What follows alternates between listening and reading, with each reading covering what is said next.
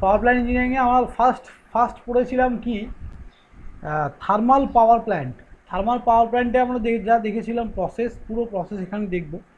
So at first কী করে nuclear fusion হচ্ছে সেটা আমাদের জানা দরকার। মানে অ্যাকচুয়ালি কী করে, দেখো থার্মাল পাওয়ার প্ল্যান্টে কী হচ্ছিল, তুমি কয়লাটাকে পোড়াচ্ছ, প্রথমে কি করছিলে, কয়লাগুলোকে ডাস্ট করছিলে, ডাস্ট করার পর সেটাকে পোড়াচ্ছ, পোড়ানোর পর সেখান থেকে যে স্টিমটা ক্রিয়েট হচ্ছে, সেই স্টিমটা আমাদের কি হচ্ছে, তোমার টারবাইনে যাচ্ছে, এবং টারবাইন থেকে, সরি মানে সেই স্টিমটা আমাদের কি হচ্ছে, ঠিকই বলেছি, টারবাইনে যাচ্ছে এবং টারবাইনটা ঘুরছে, ওখান থেকে ইলেকট্রিসিটি প্রডিউস হচ্ছে, এই ব্যাপার। কিন্তু এখানে এখানে আমরা কাকে হিট করছি, কে টারবাইনটা ঘোরাচ্ছে, এইটাই হচ্ছে আমাদের মেন ফান্ডা আজকে। হ্যাঁ স্যার, এখানে ওয়াটারকে তো হিট করছি। হ্যাঁ, এইখানেও ওয়াটারকে হিট করছি, ওখানেও আমরা ওয়াটারকেই হিট করছিলাম। যখন আমরা কয়লাটাকে বার্ন করছি, তারপরে কি একটা টিউবের মধ্যে যে ওয়াটার যাচ্ছিল, তো ওয়াটারটাকেই হিট করছি, বা ওয়াটার থেকে স্টিমটা কি হচ্ছে গিয়ে টারবাইন ব্লেডকে আমাদের ঘোরাচ্ছে। কিন্তু আমাদের এখানে নিউক্লিয়ার ফিউশন কি আগে সবার আগে দেখতে হবে, নিউক্লিয়ার পাওয়ার প্ল্যান্ট কি করে কাজ করে।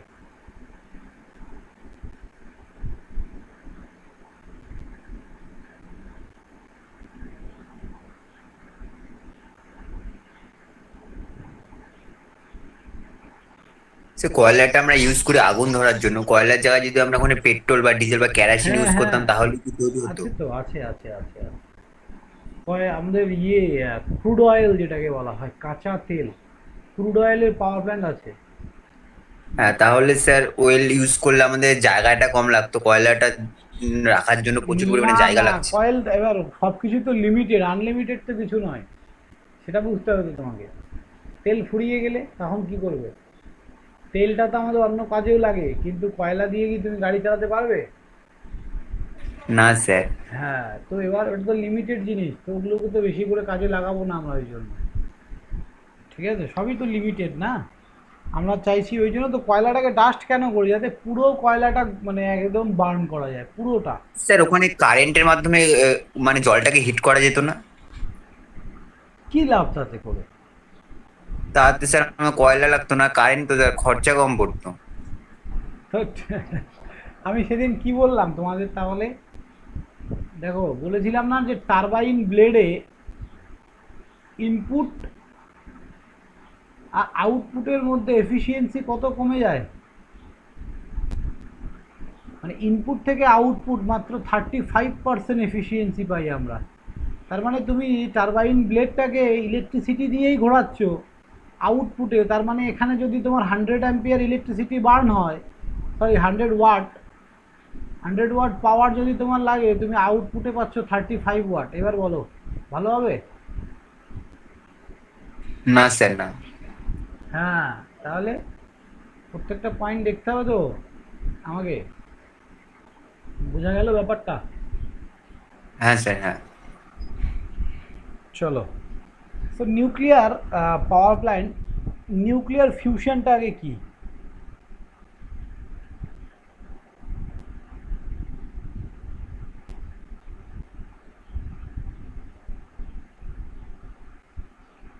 দেখো, বলছে নিউক্লিয়ার ফিউশন একটা প্রসেস, হ্যাঁ, যেটা দুই বা তার বেশি লাইট নিউ দুই বা তার বেশি লাইট নিউক্লিয়াইকে combine to form a heavy nucleus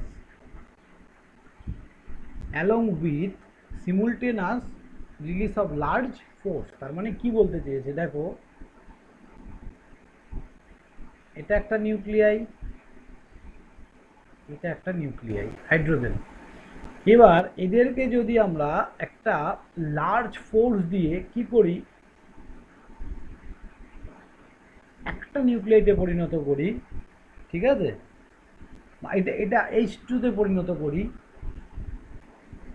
তখন আমরা এটাকে কি, এটা যখন এই যে লার্জ ফোর্স দেবো, এই যে এটা একটা নিউক্লিয়াই, এটা একটা নিউক্লিয়াস, এদের দুজনকে যখন আমরা কি করছি, একটা অনেক বড় ফোর্স দিয়ে একটা নিউক্লিয়াসে পরিণত করছি, তখন কি হয়, অনেকগুলো এনার্জি রিলিজ হয়।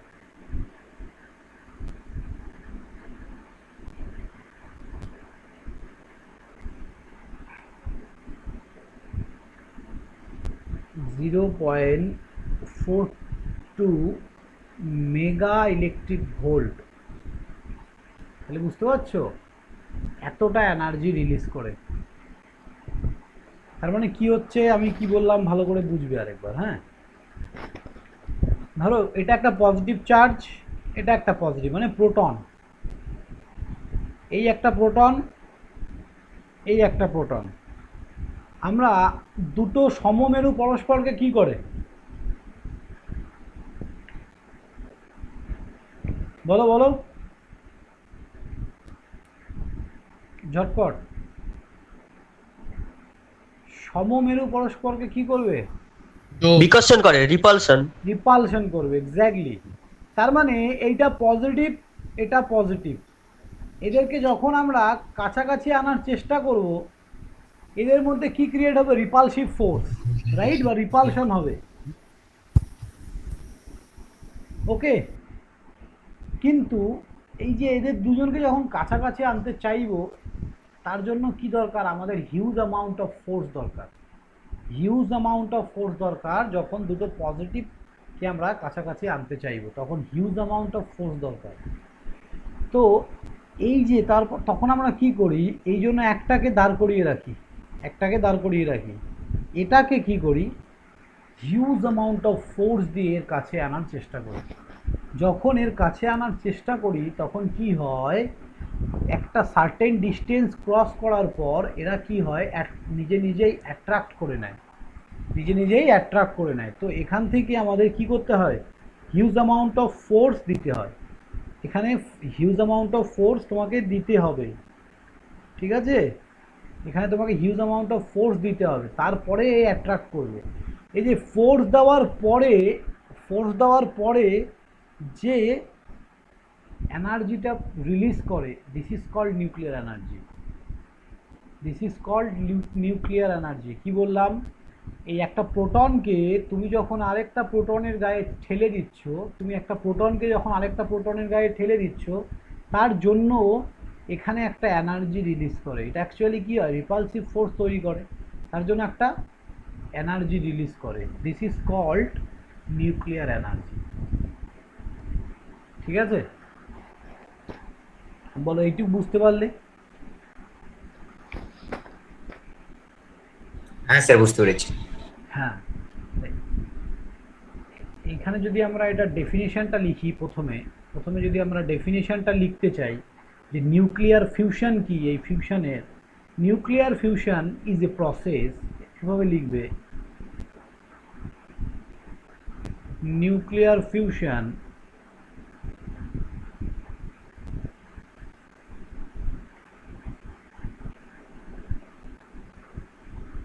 is a process in which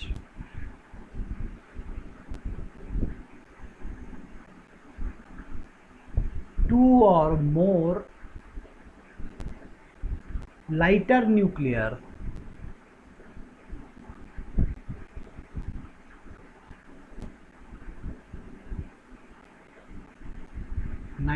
lighter nuclei combines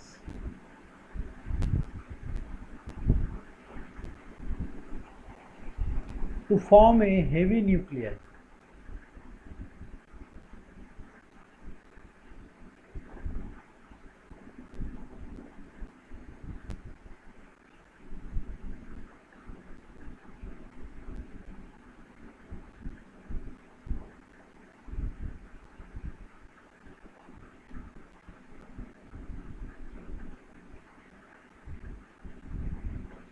Along with simultaneous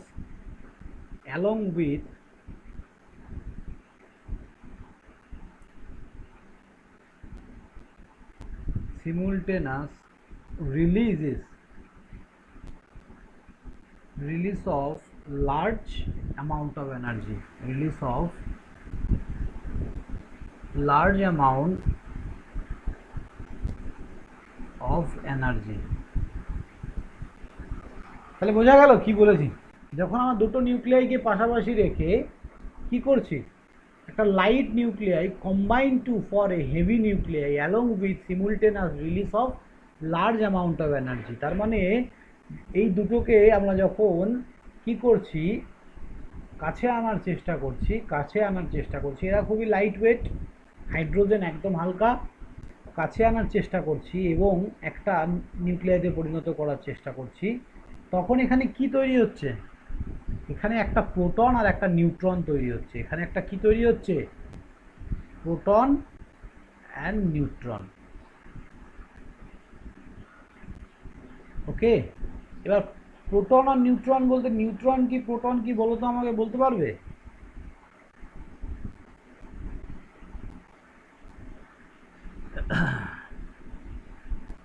দেখো, তোমরা অ্যাটমিক স্ট্রাকচার দেখেছো তো? হ্যাঁ স্যার দেখেছি। তাহলে অ্যাটমিক স্ট্রাকচারে নিউট্রন কোথায় থাকে? স্যার মাঝে থাকে। হ্যাঁ, তাহলে মাঝেরটাকে আমরা কি বলি? প্রোটন আর নিউট্রন তো স্যার মাঝে থাকে। এক্স্যাক্টলি। স্যার তাহলে নিশ্চরিত্র নিউট্রন, এদের আর দুটোকে প্রোটন তো নিয়ে তো পজিটিভ। নিউক্লিয়াস হয়।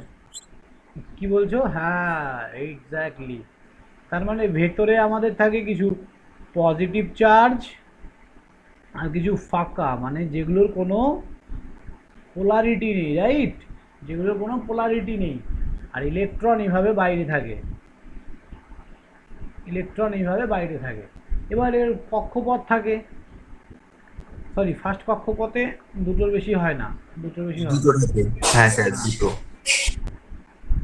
তো দিস ইজ আ ইলেকট্রন।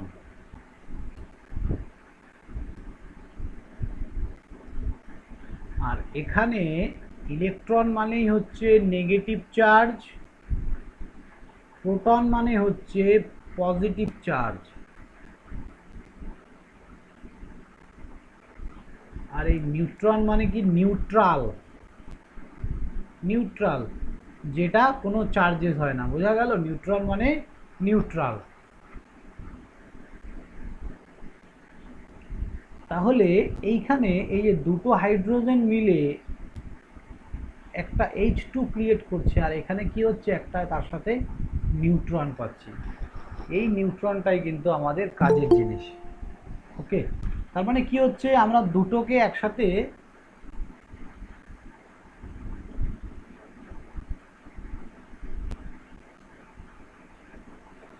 কি হলো রোহিত, তোমাদের বাকি বন্ধুরা কোথায়?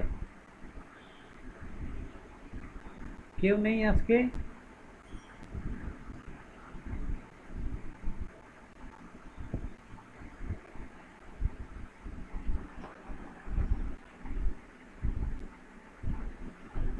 চলো,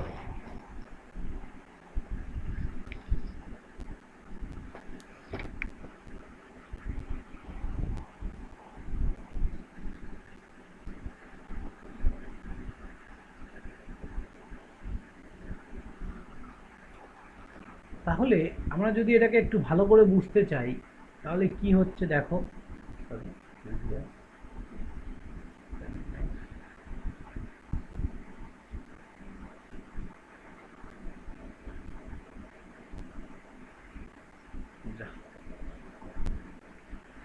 দেখো, এখানে দুটো কি ছিল?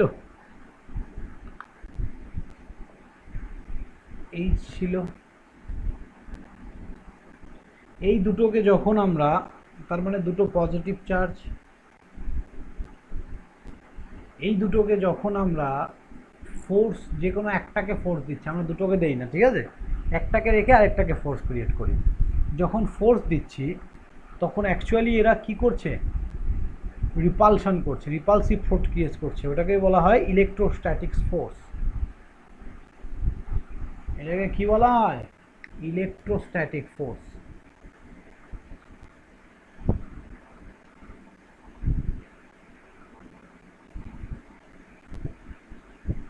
এবার এই ইলেকট্রোস্ট্যাটিক ফোর্স দুদিক থেকে দুটোই দেবে। এর কাছে একে আনছি, এও দেবে এও দেবে, তার মানে দুজন দুদিকে সরে যাবে। এটা হচ্ছে ইলেকট্রোস্ট্যাটিক ফোর্স।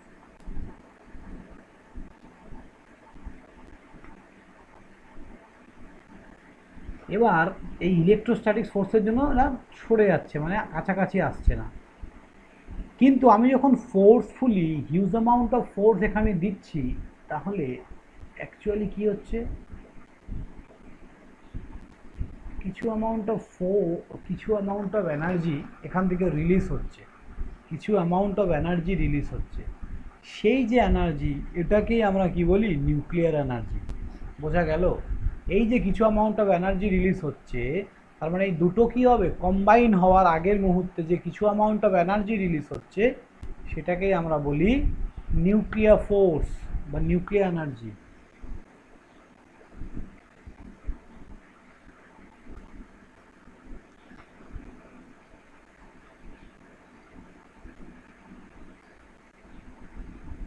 নিউক্লিয়ার এনার্জি, এটাই হচ্ছে main process.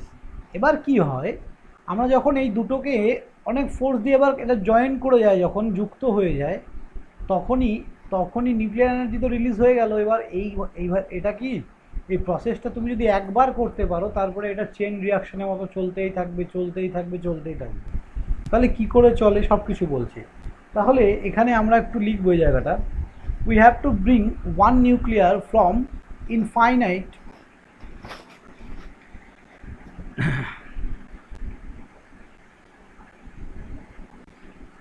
we have to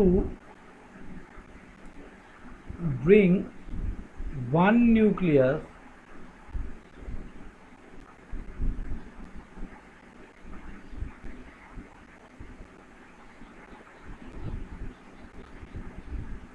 from infinite থেকে, হ্যাঁ, from infinite far off distance,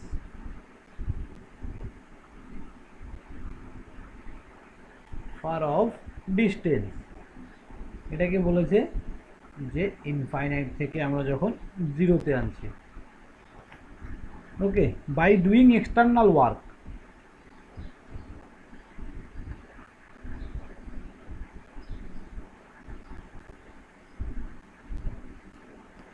by doing external work on bringing them close enough,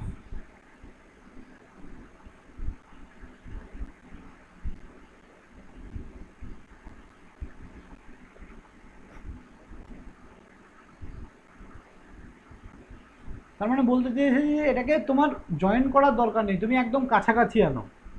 ঠিক আছে, nuclear force will being to act.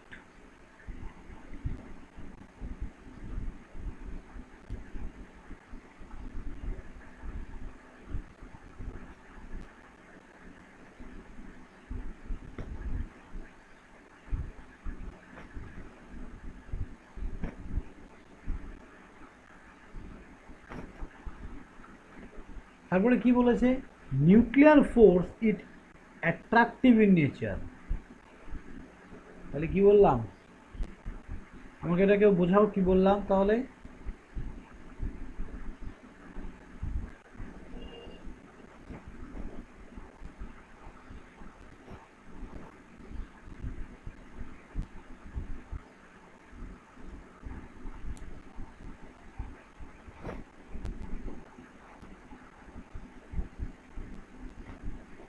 And much greater than the electrostatic force.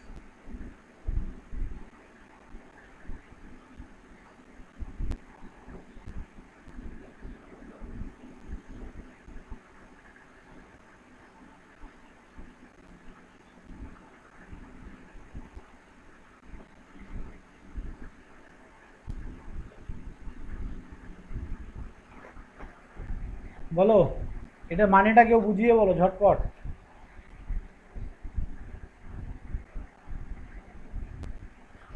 তাহলে দেখো,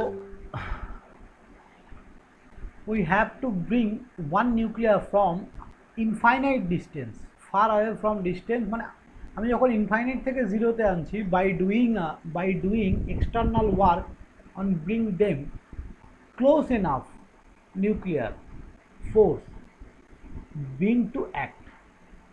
Nuclear force is attractive in nature। তার মানে কি?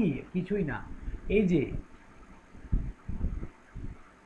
এই এর মধ্যে যদি ডিস্টেন্সটা ধরো 10 সেন্টিমিটারও থাকে, কিন্তু একটা একটা অ্যাটম এতটাই ছোট হয় যে এর কাছে এই ডিস্টেন্সটা মনে হয় যেন ইনফাইনাইট থেকে আনা হচ্ছে।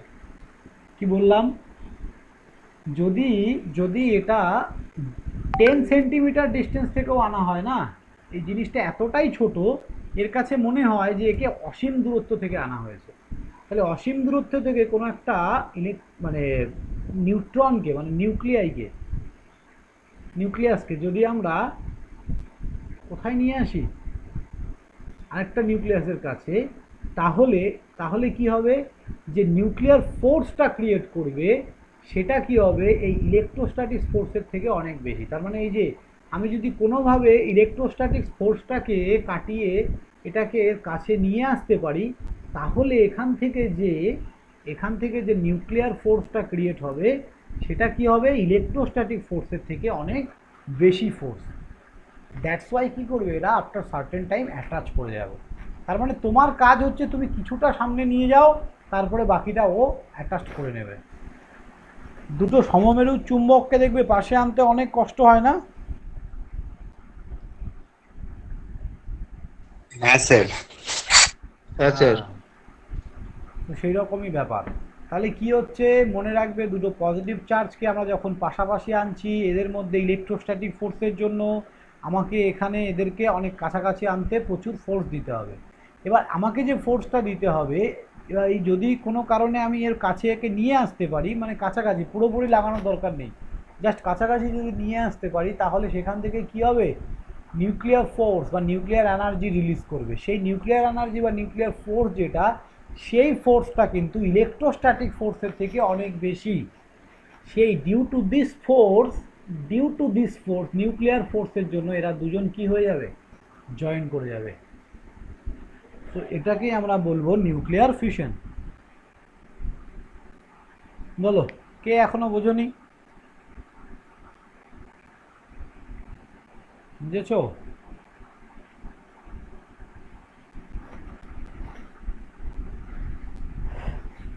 চলো এবার দেখো এটা কেন হচ্ছে অ্যাকচুয়ালি। হ্যাঁ, এইবার আমরা এখানে এখানে যে আমরা এই প্রসেসটাকে, যে ফিউশন প্রসেসটা অ্যাকচুয়ালি কি, ফিউশনটা কি, ফিউশনটা কি আমরা যদি মানে জিনিসটাকে বলতে যাই, সেটা হচ্ছে welding by melting.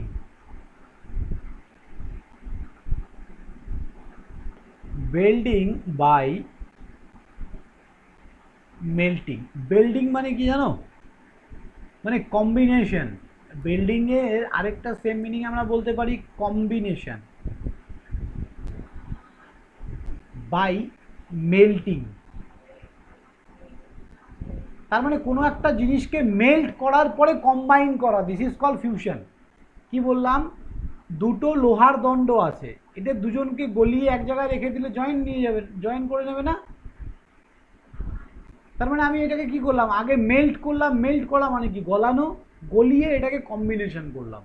So fusion is a process welding by melting. তার মানে দুটো পজিটিভ চার্জকে আমি আগে বলতে গেলে গলিয়ে দিচ্ছি, তারপর একে কি করছি, কম্বাইন করছি।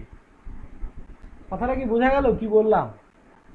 আমি এই দুটো চার্জকে ফোর্স দিচ্ছি, মানে কি ফোর্স, মানে এরকম ঠেলছি, হাত দিয়ে তো ঠেলতে পারবো না। আমি কি করছি, এই পজিটিভকে আগে চেষ্টা করছি মেল্টিং করার, গলিয়ে দেওয়ার। কিভাবে গলাচ্ছি সেটা আমি বলবো, কিন্তু কি করছি আগে এই H1 আর এই H1কে আগে গলিয়ে দিচ্ছি, তারপর এদেরকে কি করছি, কম্বিনেশন করছি। বলো, বুঝতে পারলে? Yes sir. হ্যাঁ, তাহলে ফিউশনকে আমরা কি বলবো, বেল্ডিং বাই মেল্টিং। এই বেল্ডিং এর মানে হচ্ছে কম্বিনেশন করা, যুক্ত করা। দুটো গলন্ত লোহাকে যেমন তুমি এক জায়গায় রেখে দিলে ওরা যুক্ত হয়ে যাবে, একদম ধরো লোহাটাকে গলিয়ে তুমি একদম লিকুইড ফর্মে নিয়ে চলে এসছো। এবার দুটো আলাদা পাত্রে আছে, একটা পাত্রে ঢেলে দিলে কিছুক্ষণ পর যখন ঠান্ডা হয়ে যাবে, দুজন মিলে কি হবে, একটা তৈরি হয়ে যাবে, তাই না? সেটাই হচ্ছে এখানে fusion, this is called fusion. তাহলে এখানে কি করে আমরা মেল্ট করছি, আর হাইড্রোজেনটাকে কি করে মেল্ট করছি, দেখো। কাইনেটিক এনার্জি কি,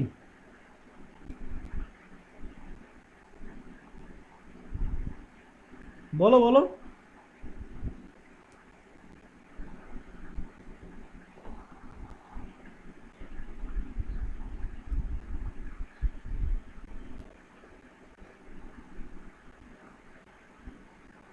বলো Sujoy. Sir half MV square sir. সূত্র নয়, কি কাকে বলে? কাকে? What is kinetic energy? তাহলে পরের দিন এটা আমাকে দেখে স্যার বলো বলো কি বলবে? মোশনের জন্য যে এনার্জিটা তৈরি হয়। হ্যাঁ, এটা আমরা বলতে পারি মোশনের জন্য যে এনার্জিটা তৈরি হয়। ঠিক আছে,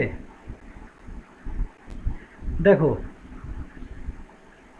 তাহলে আমরা কি করি, so we give kinetic energy to nuclei, we hit the nuclei to supply it with এত কিলো ইলেকট্রন ভোল্ট, কত 400 kilo electron volt kinetic energy. তাহলে এই লেখাটা যে লিখেছো এটার পরেই লিখে নাও, এই পার্টটুকু এটার পরেই লিখবে, এই জায়গাটা লিখে নাও। So we give kinetic energy to nuclei. Kinetic energy আরেকটু দেখবে, এটা পুরোপুরি সেরকম ব্যাপারটা নয়, ঠিক আছে, কিছুটা ঠিক বলেছ। হিট দ্য নিউক্লিয়াই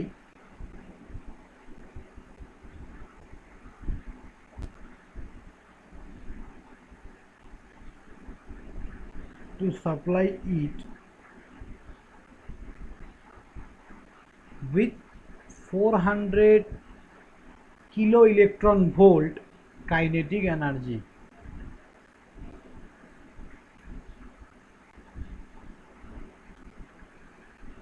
এবার আমরা জানি একটা formula, E equal to mc square, কেউ শুনেছো? ওটা স্যার আইনস্টাইনের সমীকরণ স্যার। এক্স্যাক্টলি। দেখো কাইনেটিক এনার্জি ইকুয়ালস টু আমরা লিখতে পারি half equals to KT, half into KT. এই কেটা হচ্ছে বোলসম্যান কনস্ট্যান্ট।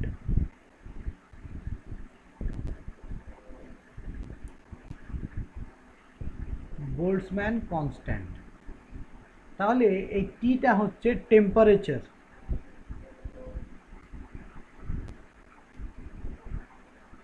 তাহলে ভালো করে দেখো, যদি আমরা টেম্পারেচার ইনক্রিজ করি তাহলে কাইনেটিক এনার্জি কি হবে?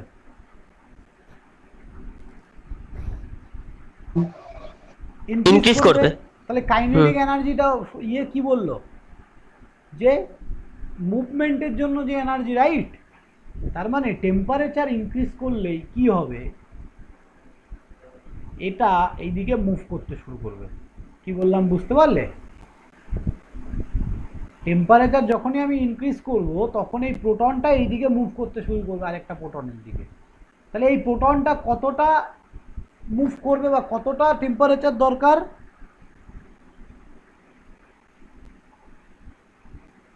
বলো।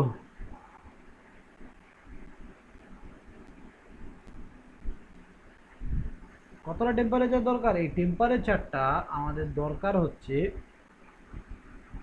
Near about 3 into 10⁹ kelvin. বুঝতে পারছো কতটা? এত কেলভিন টেম্পারেচার দরকার, যেটা অ্যাকচুয়ালি আমাদের পক্ষে পসিবল নয়। কিছু প্রসেস করে এটাকে করা হয়, অ্যাকচুয়ালি এই টেম্পারেচারটা আমাদের পৃথিবীতে তৈরি করা পসিবল নয়। এত টেম্পারেচার যদি তৈরি করতে পারি তাহলে যে কাইনেটিক এনার্জিটা এখানে ফর্ম করবে সেটা হচ্ছে 400 কিলো ইলেকট্রন ভোল্ট।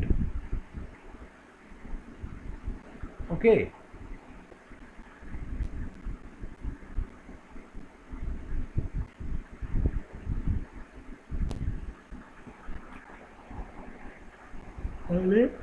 তাহলে আমাকে বলো, তাহলে আমরা যে এই দুটো পজিটিভ চার্জকে কি করছি, অ্যাকচুয়ালি কি গলিয়ে দিচ্ছি, আমরা এটাকে গলাচ্ছি, কি বুঝলে? না স্যার। হ্যাঁ, এটাকে আমরা কি করছি, হিট করছি, টেম্পারেচার দিচ্ছি। ডিউ টু দিস টেম্পারেচার এখানে কি হচ্ছে, এইটা এর কাছে যাচ্ছে। এর কাছে যাওয়ার জন্য এনার্জি রিলিজ করছে, this is called nuclear energy. এবার দেখো তাহলে লেখো, এখানেই লেখো দাদা,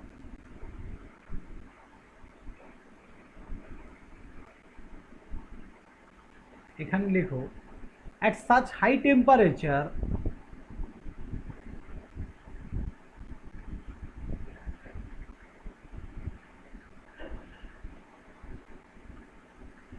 at such high temperature the molecule of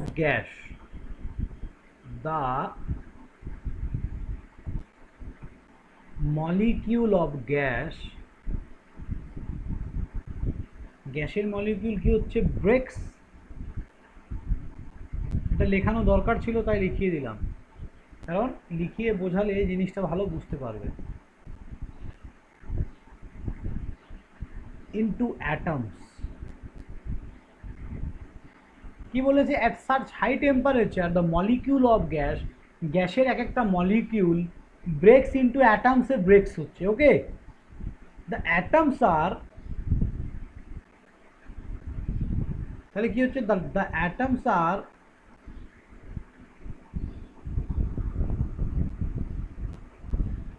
completely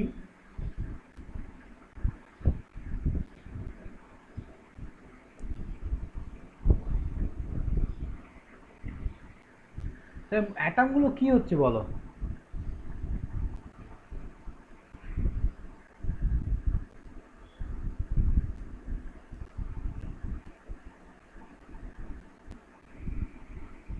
ইনোভার্স,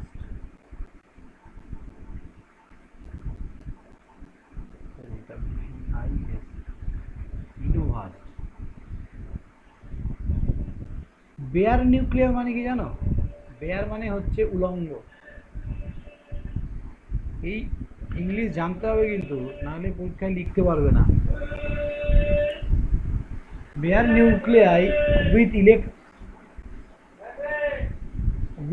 electron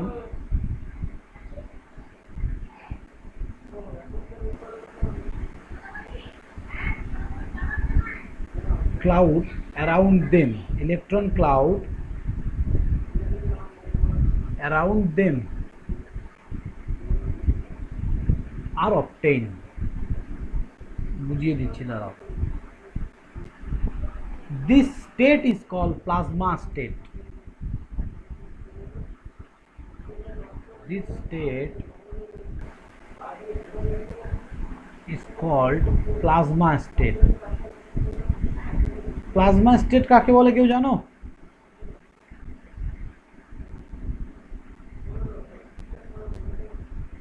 একটা লোহাকে তুমি হিট করছো, কি হবে বলো? আমি লোহা দিয়ে বোঝাই, তারপর বলছি। বলো বলো বলো ঝটপট। তুমি একটা আয়রনকে হিট করছো, কি হবে? প্রথমে মেল্ট হবে তো, তাই তো, মানে কি লাল হবে, লাল হতে হতে হোয়াইট কালার হবে, হোয়াইট কালার হতে হতে কি হবে, গলে যাবে, একদম মেল্ট পজিশন। তারপরে কি হবে ও, তার মানে সলিড থেকে লিকুইড, লিকুইড থেকে কি হবে, গ্যাস হবে। এবার গ্যাস হওয়ার পরে সেটাকে যদি তুমি টেম্পারেচার দিতে থাকো তাহলে কি হবে,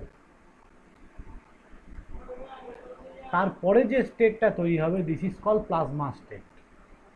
তোমার কথাটা কি বুঝলে কি বললাম? একটা সলিডকে তুমি টেম্পারেচার দিলে সেটা কি হচ্ছে, লিকুইড, লিকুইড থেকে গ্যাস, গ্যাস থেকে যে ultimate state, this is call plasma state.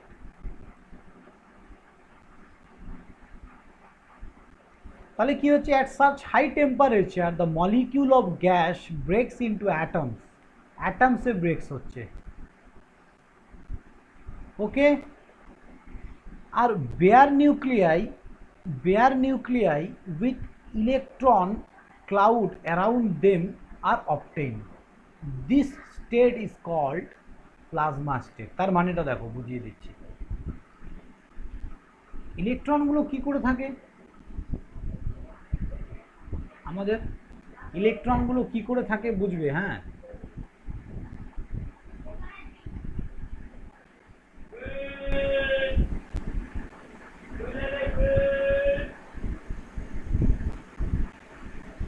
এভাবে ইলেকট্রন ক্লাউড থাকে না চারদিকে একটা ইয়ের, বলো, যখন এখানে ভেতরে নিউক্লিয়াস আছে, নিউক্লিয়াসের চারদিকে কি থাকে? Electron cloud.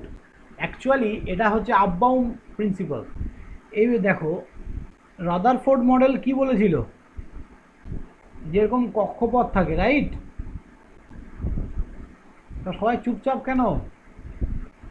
বলো কিছু, বুঝতে পারছো না, পারছো না, নাকি এই বেসগুলো তোমাদের ক্লিয়ার নেই?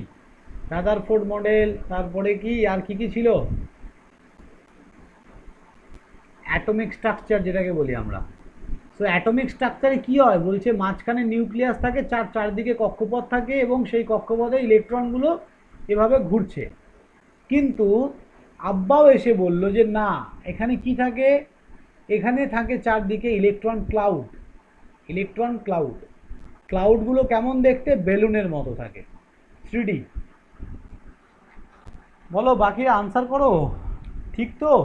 জানো এটা? Yes sir. হ্যাঁ, এটা 9-10 আছে এগুলো। এবার এবং দুটো ক্লাউড যখন এই দুটোকে আমরা কি করছি, এটা পজিটিভ মানে আলটিমেট এইচ, এখানেও এইচই আছে, হ্যাঁ। যখন এই দুটোকে আমরা পাশাপাশি আনার চেষ্টা করছি তখন কি হয়, এরা দুজন এভাবে পজিটিভ কাছে চলে আসে ডিউ টু নিউক্লিয়ার ফোর্সের জন্য, এবং এইভাবে একটা ক্লাউড ফর্ম করে, এইভাবে একটা ক্লাউড ফর্ম করে। ক্লিয়ার? আর এদের দুজনকে যখন আমরা পাশাপাশি আনি, পাশাপাশি আনার জন্য যে ফোর্সটা ক্রিয়েট হয়, this is called nuclear force, or এখান থেকে যে এনার্জিটা রিলিজ হয়, this is called nuclear energy. তাহলে তোমাদেরকে যদি কোশ্চেন করা হয় যে দুটো পজিটিভ চার্জকে যদি আমরা অনেক ফোর্স দিয়ে পাশে আনি, কাছাকাছি আনার চেষ্টা করি, তাহলে কি এনার্জি রিলিজ করে বা কি ফোর্স ক্রিয়েট করে দুজনের মধ্যে? কি বলবে? Nuclear force. এটাই কিন্তু মেন জিনিস, আর কিছু না, এইটুকুর মধ্যেই সব কিছু আছে। এইটাই আমরা এতক্ষণ ধরে বিভিন্নভাবে ভালো করে পড়ছি, আর কিছুই না, নিউক্লিয়ার ফোর্সটাকে। ঠিক আছে? এই nuclear fusion, nuclear fusion is a exothermic process. Exothermic আর এন্ডোথার্মিক এগুলো পড়েছিলে? কোন প্রসেসটাকে এক্সোথার্মিক বলা হয়, কোন প্রসেসটাকে এন্ডোথার্মিক বলা হয়? দেখো, বলছে nuclear fusion is an exothermic process. Exothermic process কাকে বলে? যতটা সম্ভব আমি ডেটা তোমাদের দিয়ে দিচ্ছি, ঠিক আছে? দেখো, নাহলে আমি এইটুকু বলেই ছেড়ে দিতে পারতাম যে এইভাবে নিউক্লিয়ার ফোর্স ক্রিয়েট হয়, এরপর আমি পাওয়ার প্ল্যান্ট ডিজাইন করতে পারতাম, বাট যতটা পসিবল আমি তোমাদের বলছি। তাহলে লিখবে যে নিউক্লিয়ার ফিউশন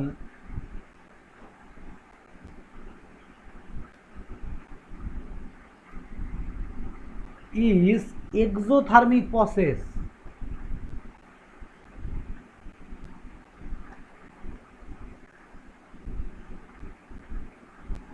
ওকে, এক্সোথার্মিক প্রসেস কি বলছে? Once fusion start, no further external heating is required. তার মানে কি হচ্ছে, একবার ফিউশন যদি স্টার্ট হয়ে যায়, মানে এরা দুজন মিলে যখন একটা তৈরি হবে, এই যে ফিউশন, একবার যদি ফিউশনটা স্টার্ট হয়ে যায় তাহলে কিন্তু তোমার আর এক্সটার্নাল কোনো ফোর্স দরকার হয় না, তারপরের প্রসেসটা ও নিজে নিজেই করতে থাকে। বুঝতে পারলে? নো ফার্দার না, no further extra heat is required, it's self sufficient. তাহলে once fusion starts,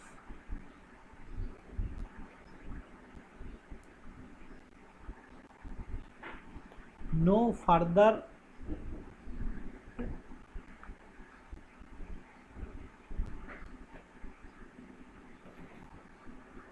external heat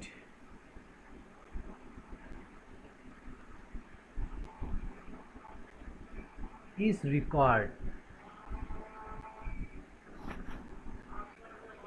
কোনো এক্সটার্নাল হিট রিকোয়ার্ড হয় না, ইট ইজ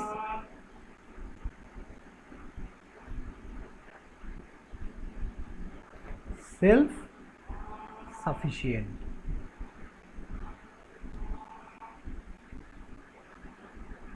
তাহলে কি হচ্ছে দেখো এখানে যে লিখেছি, এখানে বেয়ার নিউক্লিয়ার মানে কি বলো তো?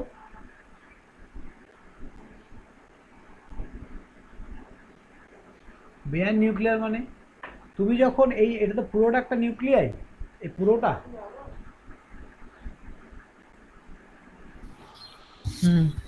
এবার এটাকে যখন তুমি কন্টিনিউয়াস হিট করছো না, এটা এতটাই গরম হয়ে যায় যে এই ক্লাউডটা এর থেকে সরে যায়। সো এটাকেই আমরা বলছি যে বেয়ার নিউক্লিয়ার। মানে যখন তুমি মানে উলঙ্গ হয়ে যায় মানে অনলি নিউক্লিয়াসটা পড়ে থাকে ভেতরের অনলি নিউক্লিয়াসটা পড়ে থাকে।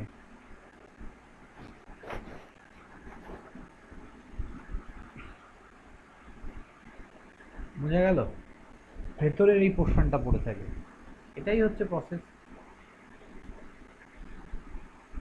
এবার দেখো, তাহলে আমাকে বলো, এইটা বুঝতে পারলে যে অ্যাকচুয়ালি এক্সোথার্মিক প্রসেসটা কি? What is exothermic process? বুঝলে কি বুঝলে হোয়াট ইজ এক্সোথার্মিক প্রসেস? বলছি ক্লাউডটা যে সরে যাচ্ছে, মানে ওখানে তো ইলেকট্রন ছিল আগে। হ্যাঁ, তো ওটা ইলেকট্রনটা সরে যায়।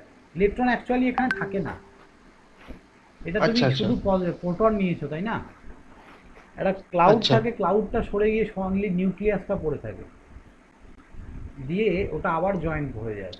তারপর এইদিকে দেখো, এই যে এইভাবে। দেখি স্যার, আবার কি ক্লাউড হয়ে যায়? হ্যাঁ, কিন্তু আচ্ছা। এই ক্লাউডটাকে আমরা আর ফর্ম করতে মানে এই ক্লাউডটা ফর্ম করার মতো আর সময় পায় না। তার কারণ হচ্ছে এটা এই ফিউশন প্রসেসটা চলতেই থাকে, আর ফিউশন প্রসেস চলা মানে কি এক্সট্রিম লেভেলে হিট প্রডিউস হয়। ঠিক আছে, এই যে এখানে কি লিখেছে, nuclear fusion is exothermic process. Once fusion start, একবার যখন এটা ফিউশন স্টার্ট হয়ে যায়, মানে যখন দুজনের মধ্যে জয়েন্ট হতে শুরু করে দেয়, কি হয়, no further external heat is required, right? আমাদের ফার্দার কোনো হিট রিকোয়ার্ড হয় না, ইটস সেলফ সাফিসিয়েন্ট। তার মানে কি এখানে প্রচুর হিট প্রডিউস হয়, এই হিটটাকে আমরা অ্যাকচুয়ালি কাজে লাগাই। তার মানে একবার তুমি যদি এই ফিউশনটা করে দিতে পারো না, একটা পজিটিভ আর একটা পজিটিভের সামনে এনে যদি একবার নিউক্লিয়ার এনার্জিটাকে তৈরি করে দিতে পারো ওয়ান টাইম, এই প্রসেসটা চলতেই থাকবে। তার কারণ this is called exothermic process. বাকিরা একটু রেসপন্স করবে, বলো কেউ কি বুঝতে পারছো না পারছো না, ঘুমিয়ে পড়লে কি হলো বলো। সৌমজিৎ, রোহিত, বলো।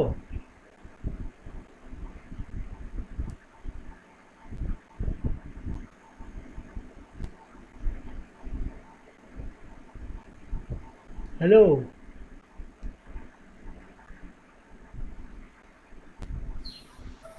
হ্যাঁ স্যার।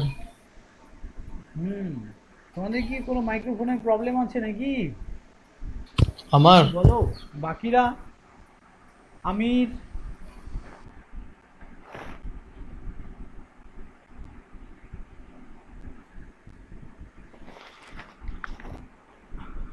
দেখো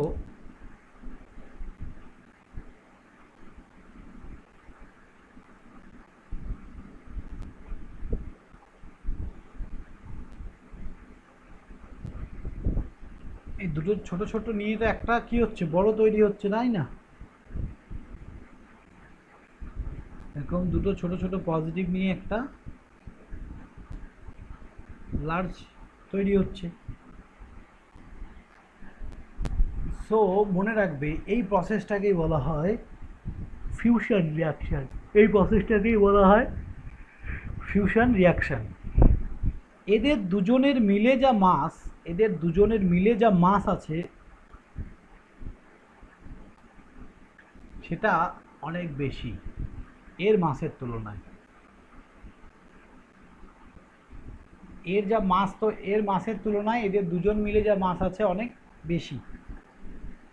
when the mass is disappears, then it convert into energy। তার মানে কি বললাম, যদি দুটো জিনিসের মাস ডিসঅ্যাপিয়ার করে, মানে ডিসঅ্যাপিয়ার বলতে কি বোঝায় বলো তো?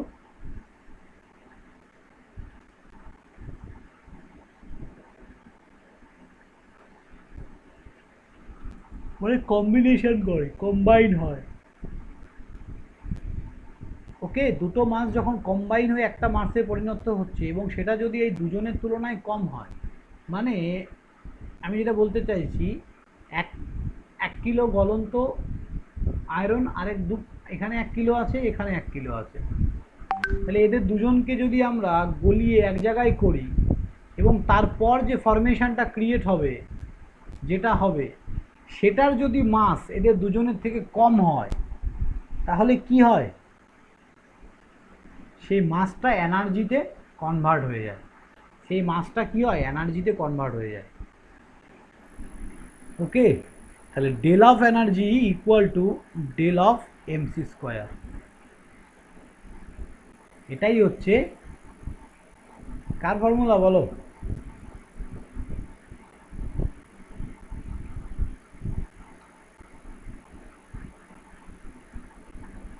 এটাই কি ইকুয়ালস টু এমসি স্কোয়ার। তাহলে দুটো পজিটিভ চার্জের যখন মাস কি হচ্ছে, কম্বাইন হচ্ছে, কম্বাইন হয়ে একটা মাসে পরিণত হচ্ছে, এবং তখন কি হচ্ছে, এদের থেকে যে এনার্জিটা রিলিজ হচ্ছে, এদের থেকে যে এনার্জিটা কি হচ্ছে, মানে যে মাসটা অ্যাকচুয়ালি কমে যাচ্ছে, অ্যাকচুয়ালি ধরো এটা দুটো মিলে 2 কিলো হওয়ার কথা বলছি, জাস্ট হলো ধরো 1.5 কিলো বা 1 কেজি, তাহলে এই যে 1 কেজি মাসটা যে কমে গেল, সেটা কি হয়ে যাচ্ছে, এনার্জিতে কনভার্ট হয়ে যাচ্ছে। বুঝলে সুমন?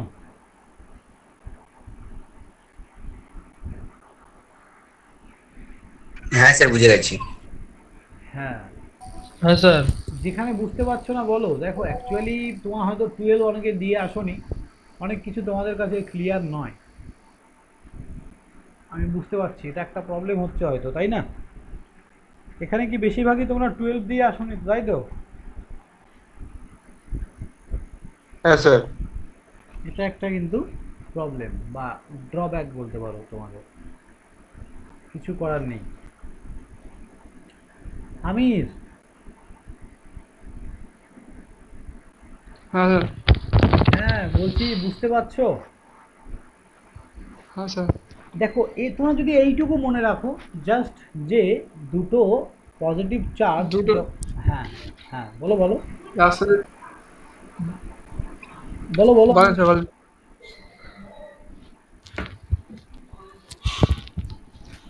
বলো বলো আমি কি বলছিলে বলো, না বললে বলছি শিখবে না। দুটো পজিটিভ চার্জ যদি রাস্তায় যুক্ত হয়, হ্যাঁ, সেই ওজনটা আগে থেকে তুলনায় কম হয়ে যায়। কম হয়ে যায়, আর কম হয়ে যাওয়ার পরে সেই ওজনটা কিসে কনভার্ট হয়ে যায়,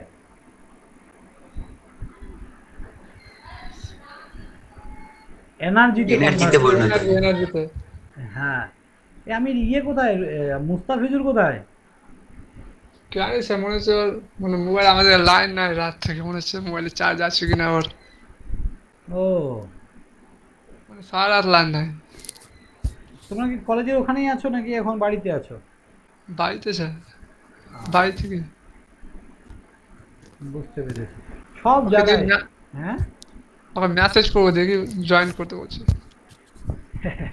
আর মেসেজ করে কি হবে, ওকে আমি তো গ্রুপে এসএমএস করলাম, সবাই জয়েন করো। দেখো, when the mass is disappear, when the mass is disappears, তার মানে mass is disappeared, then it's convert into energy।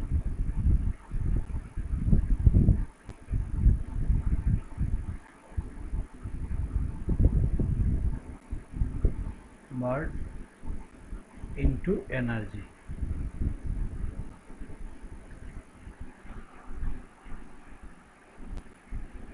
চলো,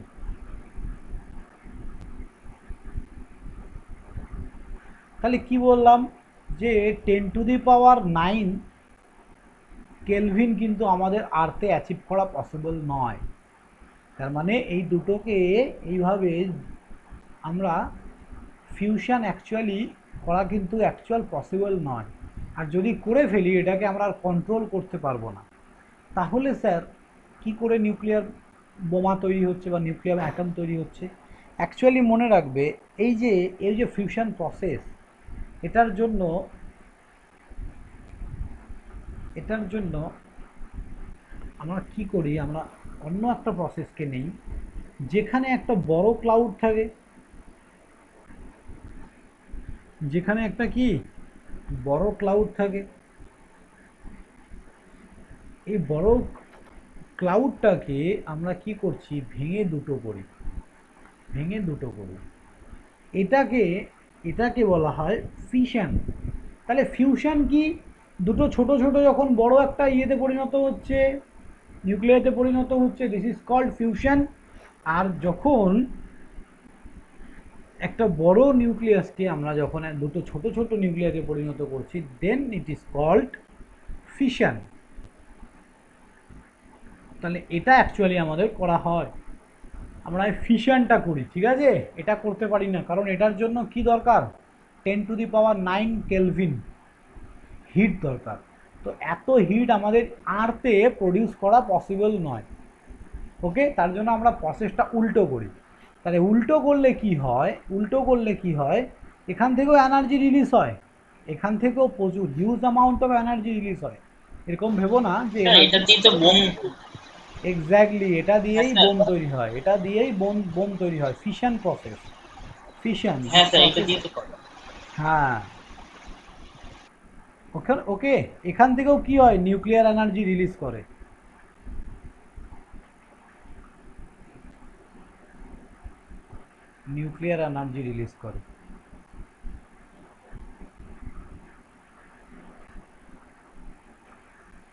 তাহলে এটাকে আমরা কি করে ভাঙছি, এবার তার কেমিক্যাল রিয়াকশন দেখবো আমরা, এটাকে কি করে ভাঙছি।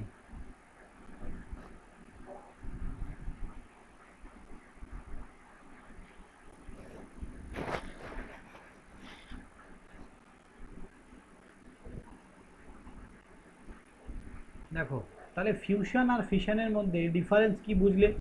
হোয়াট ইজ ফিউশন আর হোয়াট ইজ ফিশন বলো। হ্যাঁ স্যার, বুঝলাম। ফিউশন কি আর ফিশন কি বলো তাহলে।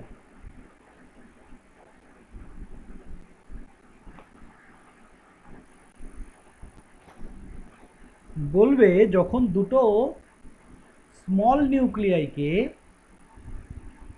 আমরা কি করি, একটা নিউক্লিয়াইতে কনভার্ট করি। হ্যাঁ, তখন যে এনার্জিটা রিলিজ হয়, this is also called nuclear energy. এই প্রসেসটাকে বলবো আমরা ফিউশন। কিন্তু যখন একটা বড় ক্লাউডকে আমি ভেঙে দুটোতে কনভার্ট করছি, আলাদা আলাদা করে ফেলি, then this is called fission, right?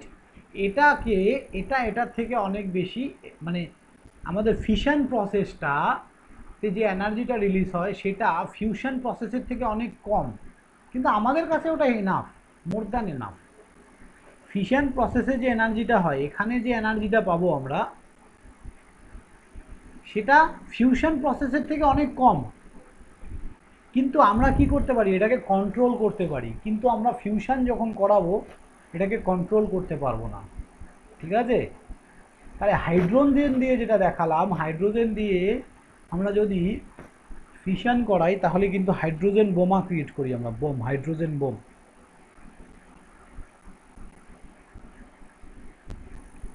বুঝতে পারলে? হাইড্রোজেন বোম কিন্তু এটা তৈরি হয়।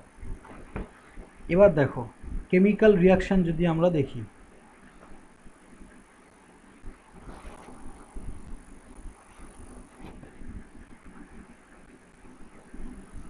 কি করে হচ্ছে।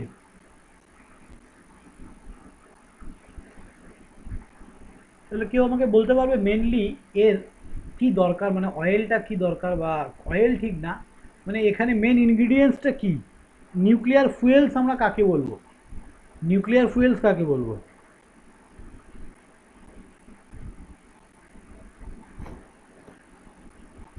স্যার অ্যাটম না? হ্যাঁ, কিন্তু কোন অ্যাটমকে? তো ইউরেনিয়াম না কি বেশ একটা দিয়ে করে। হ্যাঁ, নিউক্লিয়ার ফুয়েল। তাহলে নিউক্লিয়ার বা অ্যাটম বোম যেটা তৈরি করি আমরা সেটা ইউরেনিয়াম দিয়ে তৈরি হয়। ওকে, ইউরেনিয়াম যেটা একটা খনিজ দ্রব্য বা যেটা আমরা নেচারে পাই, ন্যাচারাল। ঠিক আছে, এটা ন্যাচারালও আছে, এটাকে আবার কৃত্রিমভাবে তৈরিও করা যায়। তো নিউক্লিয়ার ফুয়েলস কি কি আছে সেটা আগে দেখব। নিউক্লিয়ার ফুয়েলস আমাদের কি কি আছে। ফার্স্ট হচ্ছে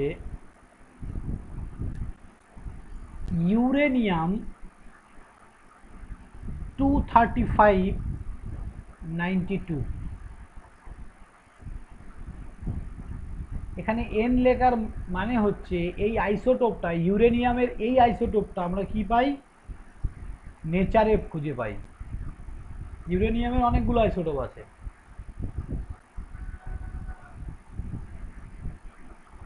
ন্যাচারালি, এটা ন্যাচারালি পাই আমরা। ঠিক আছে, ইউরেনিয়াম এটা হচ্ছে আমাদের একটা কি নিউক্লিয়ার ফুয়েল।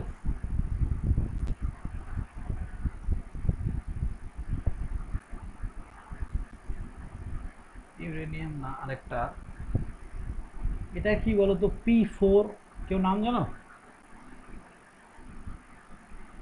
239, এটা 94। এটা এখানে এ লিখছি, এটা আর্টিফিশিয়ালি তৈরি করা হয়। এটা ন্যাচারালি পাওয়া যায় আর এটা কি আর্টিফিশিয়ালি।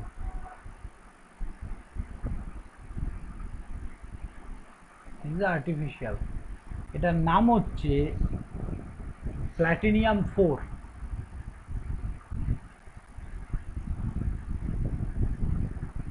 প্ল্যাটোনিয়াম।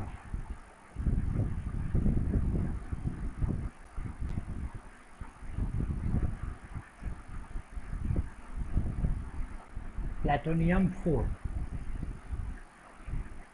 তাহলে নিউক্লিয়ার ফুয়েলস বলতে কি বুঝতে পারছো তো? মানে কাকে অ্যাকচুয়ালি আমরা এই প্রসেসে কাজে লাগাই, মানে এই নিউক্লিয়ার এনার্জি তৈরি করতে অ্যাকচুয়ালি কোন অ্যাটমটাকে আমরা কাজে লাগাচ্ছি সেটা।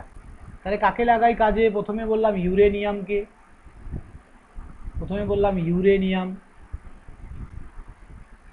তারপরে প্ল্যাটোনিয়াম, তারপরে আরেকজন আছে আবার ইউরেনিয়াম।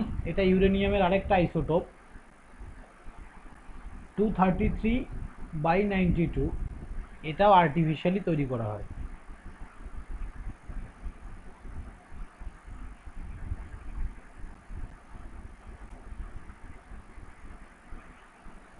এটাও এই তিনজনকে আমরা অ্যাকচুয়ালি বেশিরভাগ কি কাজে লাগাই for atomic reaction, for nuclear reaction বা for creating a atom bomb.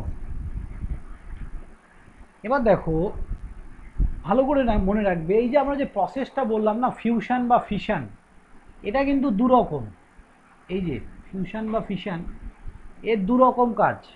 একটা কি করে কনস্ট্রাকটিভ, আর একটা ডিস্ট্রাকটিভ। কনস্ট্রাকটিভ মানে কি বলো তো? তার মানে কনস্ট্রাকটিভ মানে বলতে চাইছে এখানে, আরেকটা ডিস্ট্রাকটিভ মানে ধ্বংসের দিকে।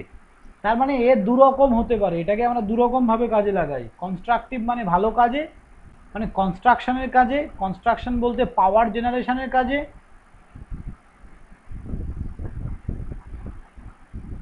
আবার ডিস্ট্রাকটিভ বলতে কি? ধ্বংসের কাজে। দুরকম ভাবেই কাজে লাগাচ্ছি এটাকে, ডিস্ট্রাকটিভ ভাবে। তুমি বোঝো না, এটা থেকে যদি আমি এরকম দুটো পাচ্ছি, এই দুটো থেকে আবার এই চারটে, চারটে থেকে এবার কি করে পাবো? দেখো ফিশন প্রসেসটা কি করে হয় নেক্সট।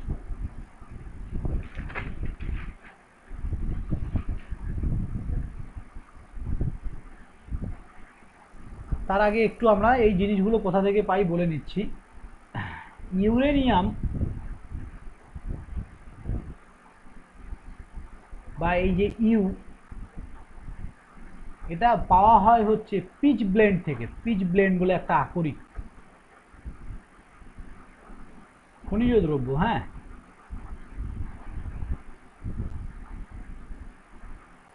পিচ ব্লেন্ড, আরেকটা হচ্ছে কার্নোটাইট।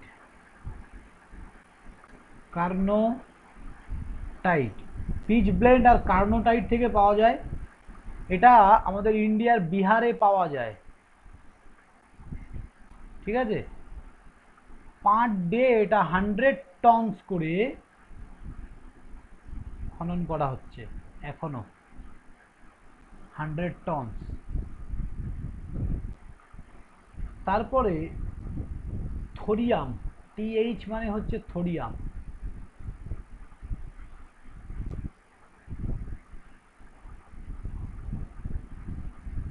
থোরিয়াম এটা মোনাজাইট থেকে পাওয়া যায়, মোনাজাইট, সরি এটা ZITE, হ্যাঁ এটা ZITE, মোনাজাইট থেকে পাওয়া যায়, ইন্ডিয়াতেই পাওয়া যায়। থোরিয়াম ইন্ডিয়াতে কেরলে পাওয়া যায়, হ্যাঁ Kerala. Thorium is available 80% of the world. তাহলে ইন্ডিয়াতে এই ওয়ার্ল্ডের 80% থোরিয়াম পাওয়া যায়।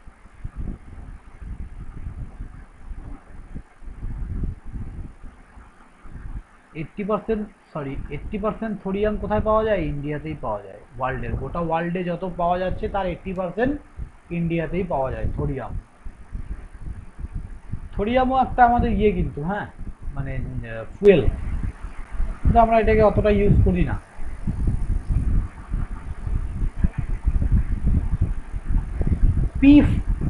P4 কোথা থেকে পাওয়া যায়? P4 বলতে পারবে? P4 কোথা থেকে পাওয়া যায়? এখনই কি লেখালাম?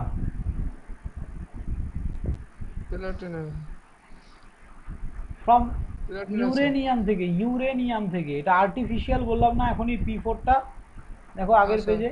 এটা কি বললাম? আর্টিফিশিয়াল। তার মানে এটা কি বানাতে হবে তো তোমাকে, তাই না? ইউরেনিয়াম থেকেই আমরা P4 তৈরি করেছিলাম। ইন নিউক্লিয়ার রিয়াকশন করে P4টাকে তৈরি হয়।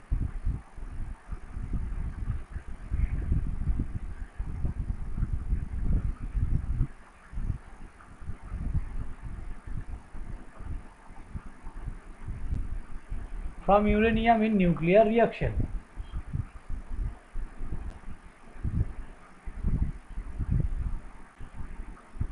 ইউরেনিয়ামের একটা আইসোটোপ যেটাকে 238/92 বলে হয়, এই আকরিক মানে এই যে আইসোটোপটা সব থেকে বেশি পাওয়া যায় 99.3%। বাট এটা রেডিও অ্যাক্টিভ এলিমেন্ট নয়। রেডিও অ্যাক্টিভ এলিমেন্ট না হলে কি হবে? যদি রেডিও অ্যাক্টিভ না হয় নিউক্লিয়ার প্রসেস ক্রিয়েট হবে না, মানে কি নিউক্লিয়ার ফিউশন হবে না, রাইট? ফিউশন করতে পারবো না। রেডিও অ্যাক্টিভ যদি না হয় এনার্জি রিলিজ করবে না। তাহলে এটা কি রেডিও অ্যাক্টিভ নয়। তার জন্য ভাবো অনলি আমরা যদি এটাকে this is a isotope of uranium, it's available 99.3% in nature but it's not radioactive। তাহলে ভাবো নেচারে, তার মানে 1000 টন যে প্রতিদিন তুলছি তার 99.3% কি পাই আমরা? ইউরেনিয়াম 238। কিন্তু এটা কি অকাজের, এটা কোনো কাজের না। এই 1000 টনসের মধ্যে থেকে আমরা ইউরেনিয়াম 235 যেটা পাচ্ছি, ইউরেনিয়াম 235, যেটা অনলি 0.7% আছে, সেটাই হচ্ছে মেন কিন্তু কাজের। এর মধ্যেই কি থাকে বলো? কি বললাম? এর মধ্যেই কি থাকে? এটাই হচ্ছে রেডিও অ্যাক্টিভ এলিমেন্ট। তার মানে প্রতি 100 কেজিতে মাত্র 0.7 কেজি হচ্ছে আমাদের এটাই কিন্তু আমাদের, তার মানে এই জন্য কি হয়, এর জ্বালানিটার প্রচুর দাম, বুঝতে পারলে? আমরা নিউক্লিয়ার পাওয়ার প্ল্যান্টে যে এই যে ইউরেনিয়াম 235 যেটা পাচ্ছি, এটা প্রচুর অনেক দাম হয়। কিন্তু একটা সুবিধা, অল্প হলেই অনেক কাজ মিটে যায়। তাহলে কতটা স্যার অল্প বলতে কতটা? এক, যদি আমরা মানে এটাকে ভাবি যে 1 কেজি যদি আমরা ইউরেনিয়াম 235 ইউজ করি, সেটা সমতুল্য হচ্ছে, মানে 1 কেজি ইউরেনিয়াম 235 যদি আমি কাজে লাগিয়ে যতটা ইলেকট্রিসিটি প্রডিউস করব, ঠিক ততটা, তার জন্য আমাকে কয়লা পোড়াতে হবে 400 টন। বোঝা গেল কি বললাম? হ্যাঁ স্যার। তার মানে বুঝতে পারছো এটা কতটা এফেক্টিভ? 400 টন কয়লা মানে, মানে বুঝতে পারছো কতটা কয়লা? প্রচুর কয়লা। 400 টন, 400 টন কয়লা পুড়িয়ে যে এনার্জিটা পাবো মাত্র 1 কেজি ইউরেনিয়াম থেকে আমরা সেটা পাবো। তাহলে কেন বলো তো ওই বোমটা বাস্ট করলে একটা পুরো মানে হিরোশিমা কেন উড়ে যায়নি, একটা পুরো শহর মানচিত্র হিলে যায়? তার কারণ বুঝতে পারছো এবার? জাস্ট খালি একটু ইমাজিন করো যে এই আকরিকটা বা এই যে যেটা ন্যাচারাল থেকে আমরা নেচার থেকেই পাচ্ছি ইউরেনিয়ামটা, এই ইউরেনিয়ামটাকে যদি আমরা ব্লাস্ট করাই, তার থেকে মাত্র 1 কেজির জন্য আমরা যে এনার্জি পাই 400 টন কয়লাকে পোড়ালে যে এনার্জি হবে তার সমান। জাস্ট ইমাজিন, যে পাওয়ার এখান থেকে রিলিজ করছে বা যে এনার্জি রিলিজ করছে সেটা 400 টন কয়লার সমান। তাহলে এই যে ছোট ছোট ডেটাগুলো আমি তোমাদের দিচ্ছি, এখান থেকে প্রচুর কিন্তু কম্পারেটিভ এক্সামে কোশ্চেন হয়, প্রচুর কিন্তু তোমাদের ছোট ছোট যে শর্ট কোশ্চেনগুলো আসবে, এখান থেকে শর্ট কোশ্চেন আসবে প্রচুর। তো প্রত্যেকটা জিনিস কিন্তু ভালো করে লেখো সবাই, কোথায় কি পাওয়া যায়, কি করে হচ্ছে না হচ্ছে। এবার আমরা দেখব নিউক্লিয়ার রিয়াকশন। এবার আমরা নিউক্লিয়ার রিয়াকশনটাকে দেখব যে কি করে হচ্ছে। দেখো ভালো করে ভিডিওটা আরেকবার দেখবে, হ্যাঁ সবাই একটু। হ্যাঁ স্যার। হ্যাঁ,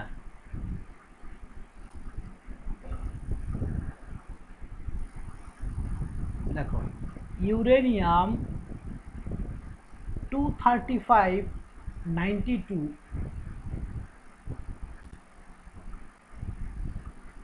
এটার মধ্যে যদি আমরা একটা নিউট্রন দিয়ে আঘাত করি, একটা নিউট্রন দিয়ে যদি এটাকে আঘাত করি, তাহলে কি হবে? এটা ব্লাস্ট করবে। এবার এটা ব্লাস্ট করলে কি হবে? এখান থেকে আমরা পাবো হচ্ছে ইউরেনিয়াম 236/92। কি বললাম বুঝলে? একটা নিউট্রন দিয়ে দেখো, এখানে এই যে 92, এখানেও 92 আছে, নাম্বার অফ প্রোটন ইকুয়াল হয়ে গেল। আর এই যে এখানে ইলেকট্রন, এখানে একটা ইলেকট্রন বেড়ে গেল, বুঝতে পারছো? এখানে 236 হয়ে গেল। তাহলে আমরা একটা নিউট্রন দিয়ে যদি একে আঘাত করি, তাহলে এটা ব্লাস্ট করে এটা 236-এ পরিণত হলো। এই 236টা আবার ভেঙে গিয়ে দুটো নিউক্লিয়াইতে পরিণত হবে, দুটো অণুতে ভেঙে যাচ্ছে। একটা হচ্ছে বেরিলিয়াম 141, নিচে 56, আরেকটা হচ্ছে ক্রিপ্টন।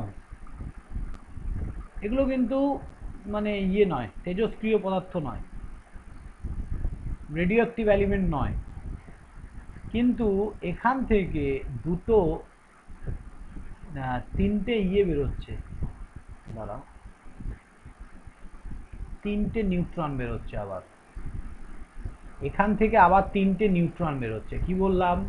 এই ইউরেনিয়ামকে আমি প্রথমে একটা নিউট্রন দিয়ে, মানে একটা মার্বেল দিয়ে তুমি এই মার্বেলটাকে ঠুকে দিলে, তাহলে ঠুকে দেওয়ার সঙ্গে সঙ্গে এখান থেকে ওই মার্বেলটা, এই মার্বেলটা ভেঙে গিয়ে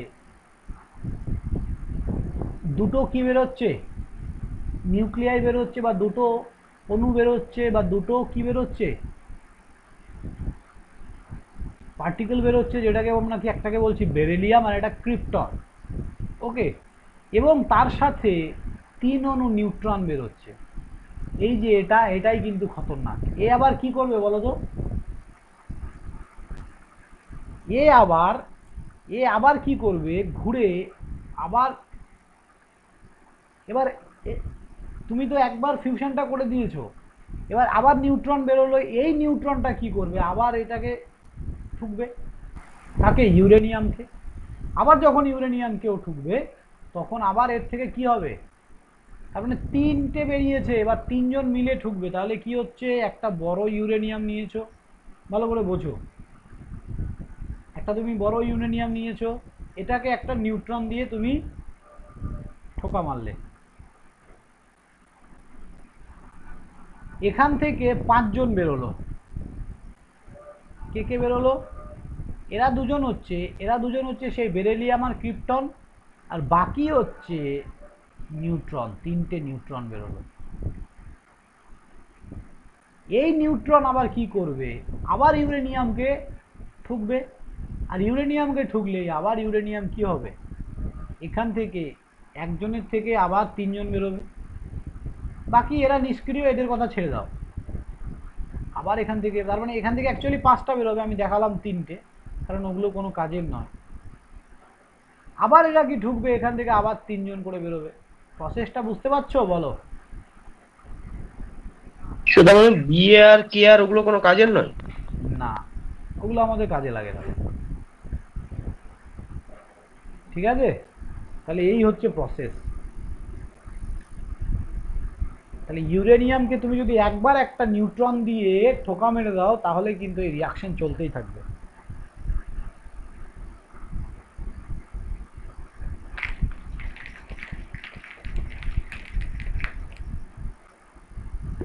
বলো, বুঝলে? হ্যাঁ স্যার। হ্যাঁ,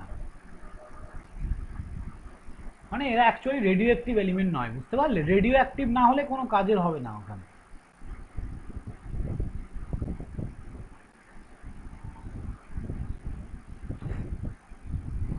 টু কন্ট্রোল দিস রিয়াকশন, আমরা এই রিয়াকশনটাকে কন্ট্রোল করার জন্য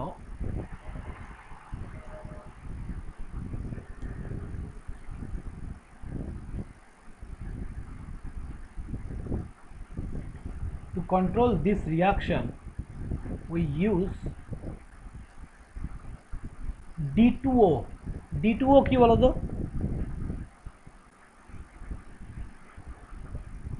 और कैडमियम रॉड।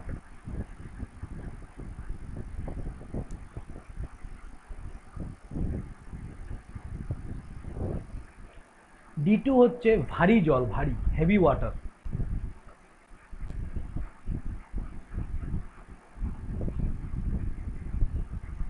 কি বললাম, D2O কি? Heavy water. তাহলে এই যে রিয়াকশনটা যদি চলতে থাকে, তার মানে কি হিট কি হবে, ইনক্রিজ করতেই থাকবে না এখানে হিট?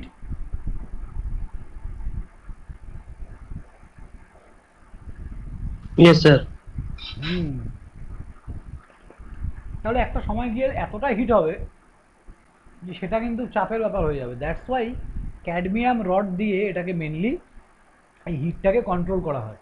নিউক্লিয়ার পাওয়ার প্ল্যান্টে যখন এই কন্টিনিউয়াস এই প্রসেসটা চলতে থাকে, তখন ক্যাডমিয়াম রড দিয়ে আমরা কি করি, এটাকে হিটটাকে মানে এই কম্প্রোমাইজ মানে ইয়ে করি, কমিয়ে দিই। তাহলে ক্যাডমিয়াম রড দিয়ে কী করে কমানো হয়? ক্যাডমিয়াম হচ্ছে গুড নিউট্রন অ্যাবজর্বার। তাহলে এটা মেনলি এই প্রসেসটা কার জন্য হচ্ছে? নিউট্রনের জন্য তো। হ্যাঁ স্যার। ক্যাডমিয়াম রড হচ্ছে good neutron absorber. Cadmium rod কি করে? নিউট্রনকে খুব সহজে অ্যাবজর্ব করে নেয়, বুঝতে পারলে? হ্যাঁ স্যার। হ্যাঁ, তার জন্য কি হয়, এবার নিউট্রনকে যদি ও অ্যাবজর্ব করতে থাকে, তাহলে কি হবে, আস্তে আস্তে নিউট্রন কমলেই কি হিটটা কমবে, আর হিটটা কমলেই পুরো প্রসেসটা আলটিমেট কমবে। তাহলে কি আমরা ক্যাডমিয়াম রড দিয়ে কিন্তু এটার কন্ট্রোল করতে পারি। সবাই বুঝতে পারছো তো?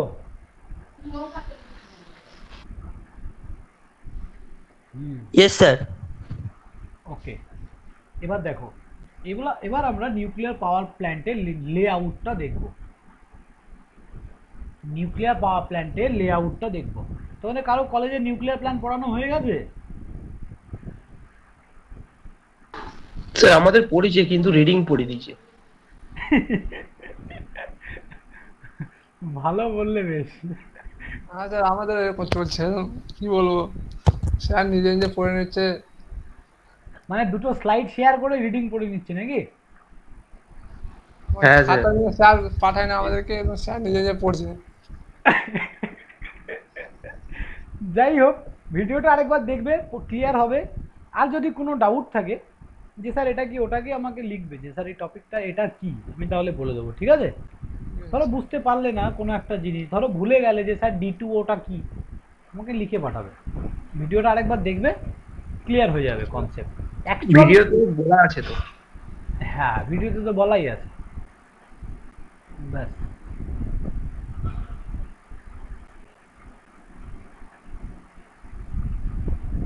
একটু বড় করে আঁকি, দাঁড়া।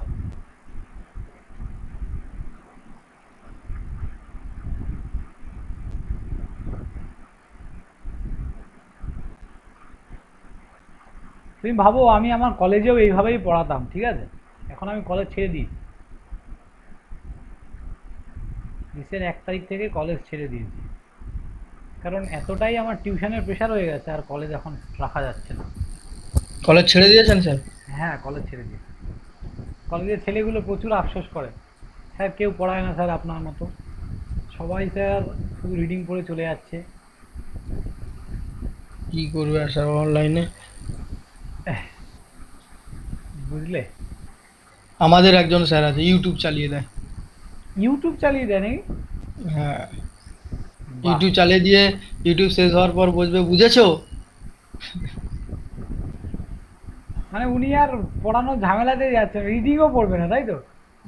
রিডিংটা মানে একটা উনি হচ্ছে ঠিক রাত্রে 10:30 11টার দিকে আরো একটা পিডিএফ দিয়ে দেবে।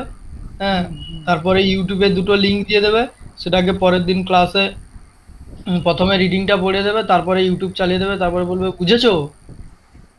তোমরা মাথা নেড়ে দিলে হ্যাঁ স্যার বুঝেছি, তাই তো? আমি কিছু কথা বলি না, আমার প্রেজেন্ট নিয়ে কথা। ঠিক ঠিক ঠিক। একটা ম্যাম আছে আর একটা স্যার আছে এই ডিজিটাল ইলেকট্রনিক্সে। ওই স্যার ম্যাম আর স্যারটা যা একটু বোঝায় ভালো।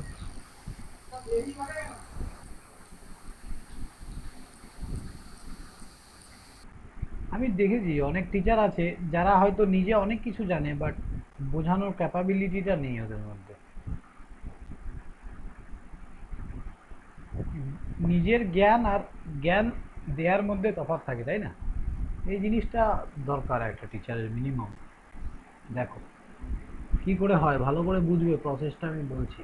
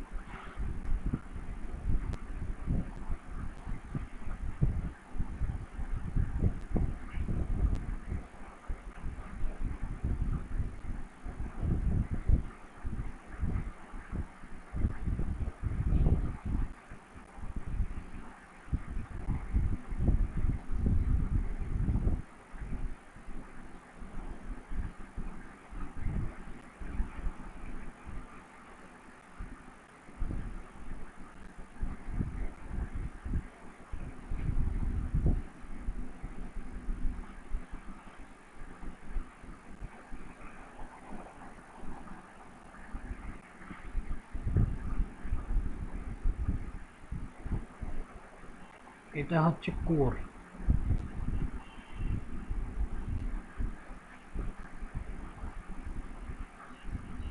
এইটাকে বলা হয়, এই যে রেড কালারের, এটাকে বলা হয় মডারেটর।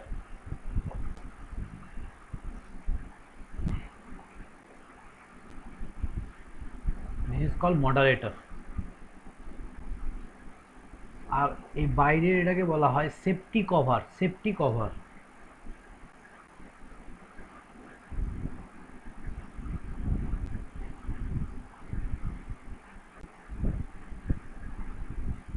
বাইরের এই পুরো এটাকে বলা হয় সেফটি কভার। ওকে, এই মডারেটরগুলো তৈরি ওয়াটার দিয়ে অথবা গ্রাফাইট দিয়ে, ওয়াটার অর গ্রাফাইট। কেন কি করে সব বলছি আস্তে আস্তে। হ্যাঁ, কোর। আর এই যে গ্রিন কালারের দেখছো এটাই হচ্ছে আমাদের ফুয়েল বা ইউরেনিয়াম যেটাকে বলছি আমরা।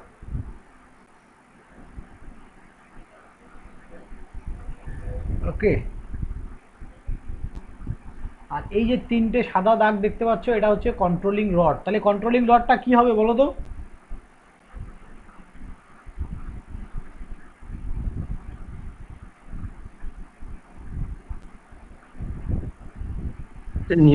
নিউক্লিয়ার গুলোকে, এই নিউট্রন গুলোকে অ্যাবসর্ব করবে। হ্যাঁ, কিন্তু কি তাহলে কন্ট্রোলিং রডটা কি, কোনটা বলো? আমি যেটা পড়ালাম কোন জিনিসটা এটা? Cadmium sir, cadmium. Exactly, cadmium rod. এবার কি হচ্ছে দেখো, হ্যাঁ বলছি, এখান থেকে আমাদের একটা পাম্প লাগানো থাকে, পাম্প। এই পাম্পের সাথেই আমাদের টারবাইন লাগানো আছে, কাপল করা আছে কাকে? জেনারেটরকে। এই জেনারেটর থেকে আমরা আউটপুটে কি পাচ্ছি জানোই, কি পাচ্ছি জেনারেটর আউটপুটে?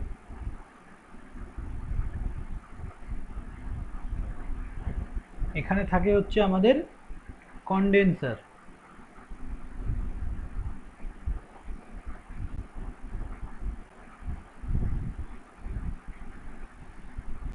এটা একটা কুলিং টাওয়ার। তারপরে সবকিছু সেম, ওই ইয়ের মতনই, মোর অর লেস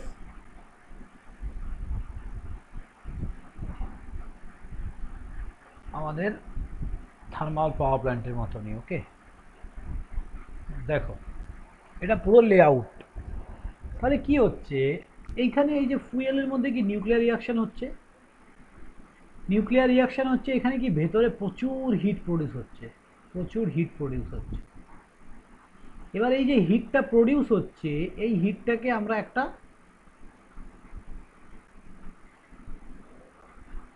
পাইপ দিয়ে কালেক্ট করছি, দিয়ে কোথায় নিয়ে যাচ্ছি? হিট এক্সচেঞ্জারে। এটাকে বলা হয় হিট এক্সচেঞ্জার।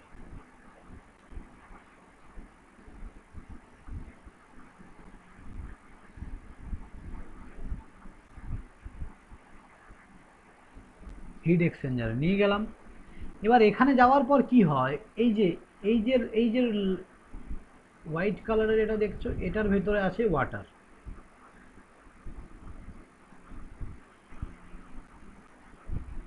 তাহলে এই ওয়াটারটাকে আমরা কি করছি? তার ভেতরে যে ওয়াটারটা আছে, এই ওয়াটারটাকে আমরা প্রচুর হিট দিলে এটা কি স্টিমে পরিণত হবে কিনা বলো? হ্যালো, বলো বলো। হ্যাঁ স্যার, হবে। হ্যাঁ, এবার এই যে স্টিমটা, এটা পাম্প থ্রু আমরা কোথায় নিয়ে যাচ্ছি? টারবাইনে। টারবাইন ব্লেড ঘুরলেই জেনারেটিং অ্যাকশন। এবার এখানে কি হচ্ছে দেখো, এই ক্যাডমিয়াম রড দিয়ে আমরা এই যে ফুয়েলের যে তোমার ফিউশন প্রসেস না, ফিশন প্রসেসটা, এটা অ্যাকচুয়ালি আমরা কি দিয়ে কন্ট্রোল করছি? ক্যাডমিয়াম দিয়ে। কন্ট্রোলিং রড এটাকেই বলা হয়। এটা অ্যাকচুয়ালি কি থাকে? ক্যাডমিয়াম।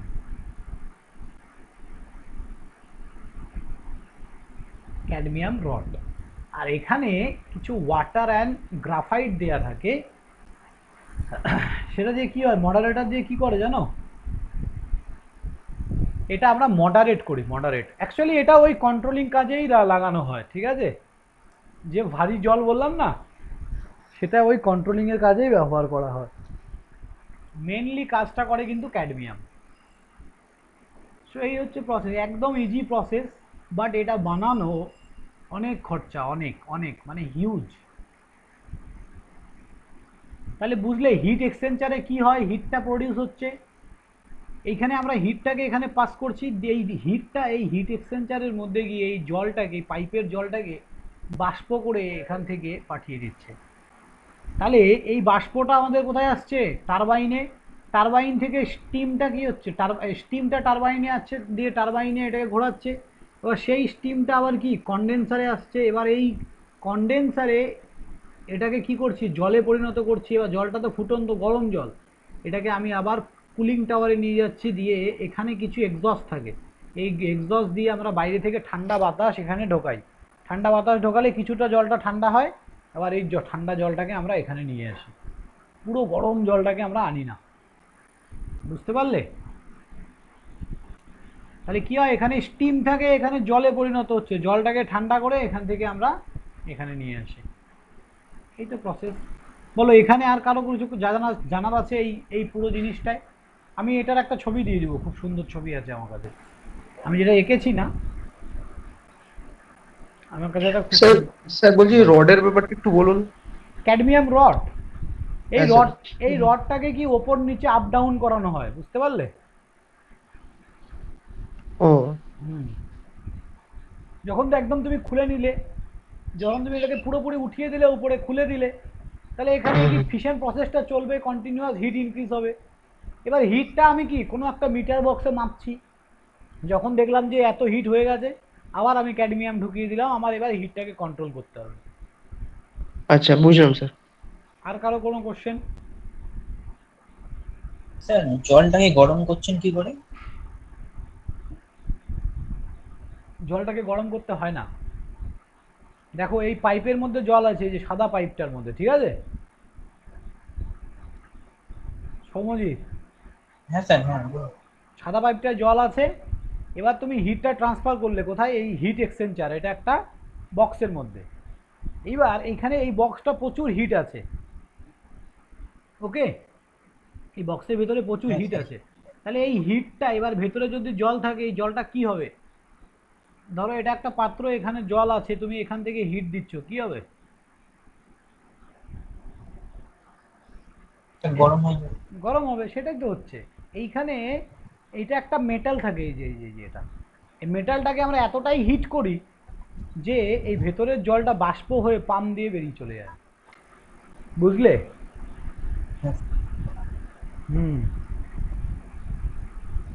বলো আর জিজ্ঞাসা করো, নাহলে ক্লিয়ার হবে না কনসেপ্ট।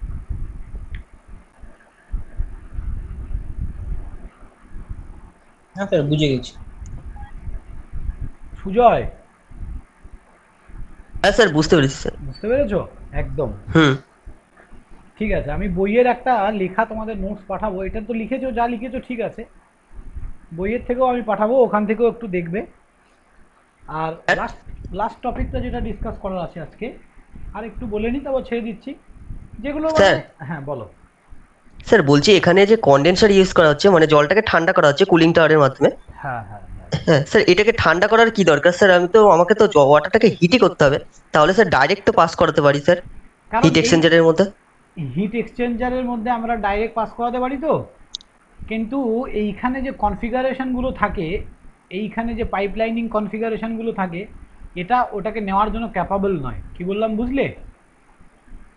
এতটাই স্টিম থাকে এটার মধ্যে, ওই জন্য আমরা এখান থেকে কুলিং করে আবার পাঠাচ্ছি। অ্যাকচুয়ালি তুমি যেটা বলেছো ওটা এফিশিয়েন্ট প্রসেস, যে এফিসিয়েন্সি ইনক্রিজ হবে, আমি কেন আবার ওটাকে ঠান্ডা করতে যাবো, তাই না? হ্যাঁ স্যার। কিন্তু সেই ফরমেশনে ঠান্ডা করা হয় না অ্যাকচুয়ালি। মানে ভাবো, জাস্ট এয়ার দিয়ে একটা ওয়াটারকে আর কতটা ঠান্ডা করা যায়? এটা অ্যাকচুয়ালি কি হয় দেখো, এখান থেকে তো পুরো বাষ্পটা আসছে কন্ডেন্সারে, এই বাষ্পটাকে কি করা হচ্ছে? জল করা হচ্ছে। এবার বাষ্পটাকে জল করতে গেলে কি করতে হবে? তোমার এরিয়াটা ঠান্ডা করতে হবে তো, কথাটা বোঝো কি বললাম? হ্যাঁ স্যার।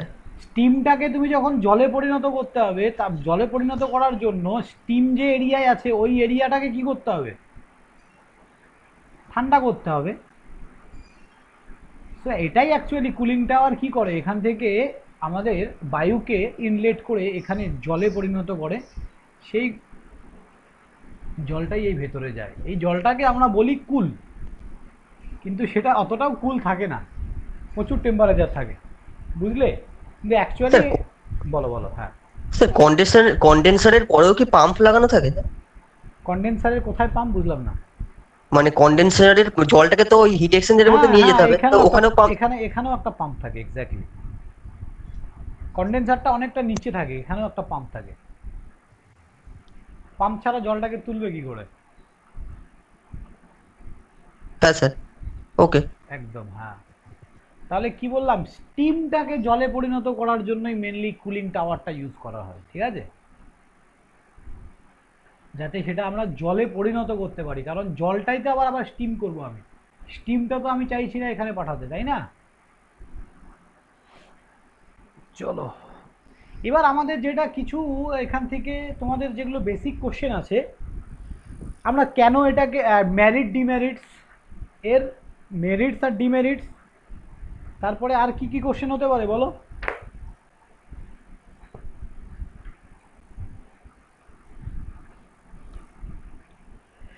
Site selection. তাহলে সাইট সিলেকশন বলেছে, দেখো অ্যাভেলেবিলিটি অফ ওয়াটার সাপ্লাই, তার মানে সাইট সিলেকশন বলতে আমরা অ্যাকচুয়ালি কোন জায়গায়, মানে একটা নিউক্লিয়ার পাওয়ার প্ল্যান্টের জন্য সুইটেবল পজিশন কি হতে পারে, রাইট? সুইটেবল জায়গা বা একটা আমরা selection of site for nuclear power plant, nuclear power plant বানানোর জন্য একটা যে সাইট খুঁজবো সেটা কেমন হবে, আমি পুরো থিওরিটা দিয়ে দেবো, জাস্ট আমি একটু আলোচনা করে দিচ্ছি। হ্যাঁ, প্রথম পয়েন্টগুলো একটু বলে দিচ্ছি। বলছে অ্যাভেলেবিলিটি অফ ওয়াটার সাপ্লাই, যেখানে ওয়াটার সাপ্লাই কি থাকবে, অ্যাভেলেবেল থাকবে। তারপরে কি ডিস্টেন্স ফ্রম পপুলেটেড এরিয়া, তোমরা এটা কি জানো, যারা নিউক্লিয়ার পাওয়ার প্ল্যান্টে জব করে তারা 5 বছরের বেশি জব করতে পারে না? কেউ জানো, বা আমি এটা তোমাদের ক্লাসে বলেছিলাম? না স্যার। না স্যার বলেন। 5 বছরের বেশি জব করতে পারে না ওরা। কেন স্যার? ওখানে এতটাই রেডিও অ্যাক্টিভ এলিমেন্ট থাকে যেটা মানে ক্যান্সারের একটা বড় কারণ। ওখানে যারা জব করে বেশিরভাগ লোকেরই ক্যান্সার হয়ে যায় পরবর্তী লাইফে, মানে যারা অনেক দিন ধরে জব করছে বা যারা লেবার, তো যারাই জব করে না কেন একটা সার্টেন টাইম পর্যন্ত ওদের সবসময় অবজারভেশনে রাখা হয়, এবং তারপরে 5 বছর পর, 5 বছরও রাখে না অনেক কারো, যারা হেলথ কন্ডিশন খুব একটা ভালো নয় তাদেরকে 5 বছর আগেই রিটায়ার করে দেয়, অন্য কাজ দিয়ে দেবে, কিন্তু প্ল্যান্টে আর কাজ দেয় না, প্ল্যান্টের মধ্যে আর কোনো কাজ দেয় না। নিউক্লিয়ার, ওদের তো শুধু পাওয়ারটা জেনারেশন করা না, ওদের আরও অনেক কাজ আছে, ওগুলো কাজ করো, ঠিক আছে? কি বললাম বুঝলে?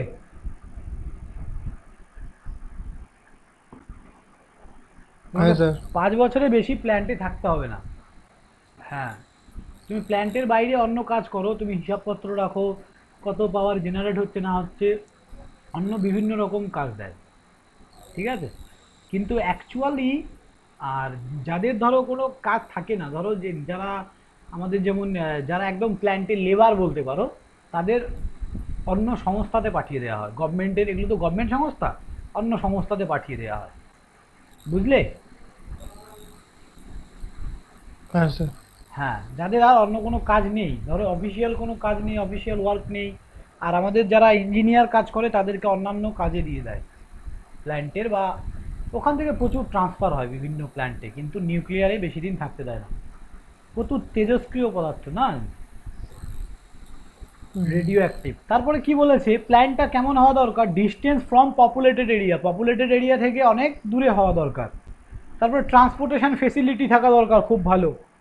তারপরে nearest to load center, load center কি হওয়া দরকার, পাশাপাশি লোড সেন্টার পাশে হলে পাওয়ার ট্রান্সমিট করতে কি হবে, আমার সুবিধা হবে, সুবিধা হবে। Exactly. Availability of space for disposal of waste, ওয়েস্টটাকে ডিসপোজ করার জন্য আমাদের অ্যাভেলেবিলিটি অফ স্পেস দরকার। নিউক্লিয়ার যে ওয়েস্ট বেরোয়, এই ইউরেনিয়ামটাকে কাজ করার পরে এই ইউরেনিয়াম থেকে ওর যে ওয়েস্টেজটা বেরোয়, এটা প্রচুর রেডিও অ্যাক্টিভ হয়, দ্যাটস ওয়াই প্রচুর ক্ষতিকর এটা, জানো তো? এটা কোনো কাজে লাগানো যায় না, মানে এখনো পর্যন্ত আমরা যেমন আমরা কি থার্মালের যে ওয়েস্টেজ আছে, মানে যেটা ছাই বেরোয়, কয়লা পোড়ানোর পরে যে ছাইটা বেরোয়, ওটা দিয়ে অনেক কিছু তৈরি হয়, কিন্তু সিমেন্ট তৈরি হয়। অনেক অনেক, নট অনলি সিমেন্ট, মার্বেল, পাথর থেকে শুরু করে অনেক কিছু তৈরি হয়, ঠিক আছে? তো কিন্তু আমাদের এই যে ইউরেনিয়ামের যে ওয়েস্টেজ, এটা এখনো আমরা কাজে লাগাতে পারিনি, আর এটা এতটাই ক্ষতিকর, যেখানে রাখবে ওখানেই ক্ষতি হবে। তাই বলেছে যে নিউক্লিয়ার পাওয়ার প্ল্যান্ট বানালেই হবে না, এটার ওয়েস্টেজটাকে ডিসপোজ করার জন্য সেরকম জায়গাও দরকার, ঠিক আছে? তো এটা হচ্ছে একটা সাইটের সিলেকশন করবো এইভাবে। এবার বলছে ম্যারিটস অ্যান্ড ডিম্যারিটস। এটা কি ভালো দিক আছে আর কি খারাপ দিক, দু একটা বলো তোমরা শুনি একটু। এতক্ষণ পড়ালাম, কি বুঝলে ভালো দিক আর খারাপ দিক কি কি আছে? ভালো কিছু বলো যে এটা কি সুবিধা, কি এটা ইউজ করলে, এই প্ল্যানটা ইউজ করলে।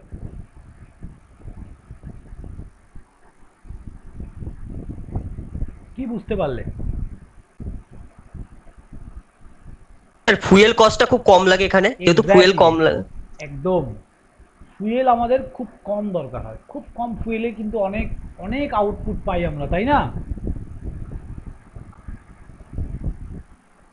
আর কি? রানিং কস্ট খুব কম এখানে এই নিউক্লিয়ার পাওয়ার প্ল্যান্টে। এক্স্যাক্টলি, রানিং কস্ট খুব কম। তার মানে একবার তুমি ফিউশন করে দিলে, তুমি চুপচাপ শুধু ক্যাডমিয়াম রডটাকে আপ ডাউন করো, ব্যাস এইটুকুই কাজ তোমার। আর কি বলো? এটা লেস এরিয়া দরকার হয়। কি বললাম বুঝলে? বলছে এই এরিয়াটাকে কম্পেয়ার করে বলছে, ভালো করে বোঝো। আমি এই যে ডেটাগুলো দিচ্ছি, ডেটাগুলো কিন্তু প্রচুর দামি ডেটা।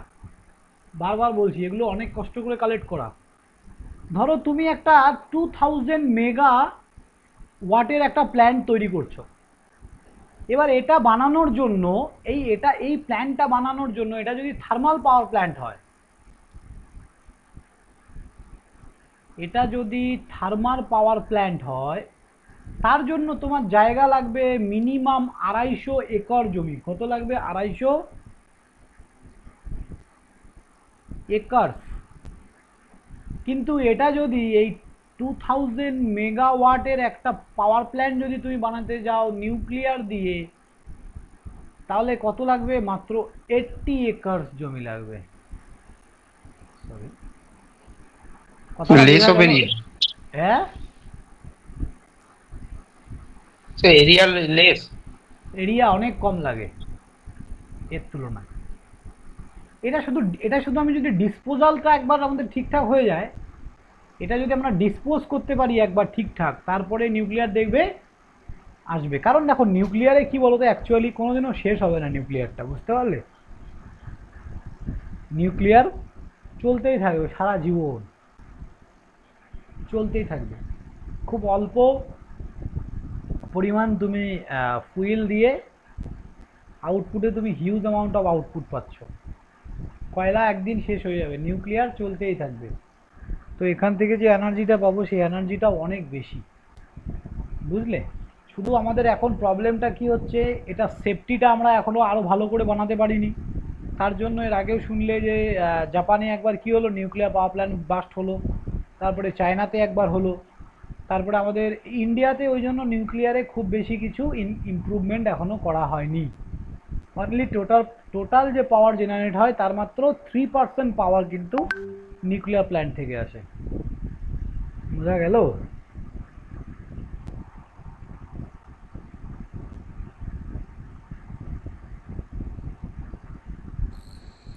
হ্যাঁ স্যার। হ্যাঁ। আর এর ইয়ে কি, ডিমেরিটস কি কি আছে? স্যার এই দূষিত জল থেকে সমুদ্রের উপর প্রভাব পড়ে, মানে দূষিত জল থেকে মানে বলো সামুদ্রিক যে যে। নট অনলি সামুদ্রিক, মানে আমি এটাকে যেখানেই ডিসপোজ করি না কেন, মাটিতে করি হ্যাঁ বা ক্ষতি। জলের মধ্যে করি, যেখানেই ডিসপোজ করি, সেই ডিসপোজ করার পর সেই জায়গাটাকে দূষিত করে, তাই না? হ্যাঁ তারপরে ইনিশিয়াল কস্টের প্রচুর, এই প্ল্যানটা বানানোর জন্য খরচা প্রচুর, কারণ ওই সেফটিগুলো ইউজ করতে প্রচুর খরচ। কি বললাম বুঝলে? এর জন্য বিশাল বড় এরিয়া দরকার হবে স্যার। না, এরিয়া খুব বেশি দরকার হয় না। দেখলাম, বললাম তো যে এখানে এরিয়া কম লাগে। এই তো আচ্ছা। এটা থার্মাল পাওয়ার প্ল্যান্টে এরিয়া লাগে হচ্ছে 250 একর, আর এখানে 80 একর। বলে দিলাম তো, 2000 মেগাওয়াট তৈরি করতে একটা প্ল্যান্টের মাত্র 80 একর জমিতেই প্ল্যান্টটা তুমি বানিয়ে ফেলতে পারবে।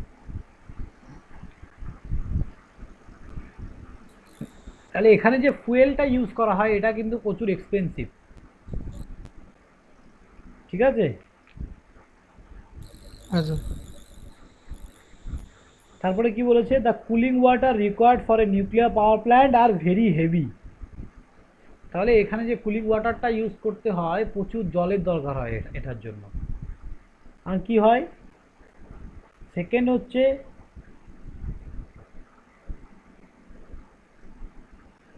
তো এই একই কথাই লিখেছে ঘুরে ফিরে, দাঁড়াও, nuclear power plant are not well suited for varying loads since reactor does not respond the fraction of load efficiency. একদম, তার মানে অ্যাকচুয়ালি কি কি বলেছে যে মেনটেনেন্স চার্জ আর হাই, বুঝতে পারলে? এটার কি মেনটেনেন্স চার্জ অনেক বেশি। এটা যদি কোনো কারণে একবার ডিফেক্টিভ হয়, কোনো আইডিয়া নেই যে কত লোক মরবে, বুঝলে? ভুল করেও যদি একবার ডিফেক্টিভ হয়, এমনকি যে জায়গাটা তৈরি হচ্ছে ওই জায়গাটাও হয়তো পুরো পুড়ে যেতে পারে একদম।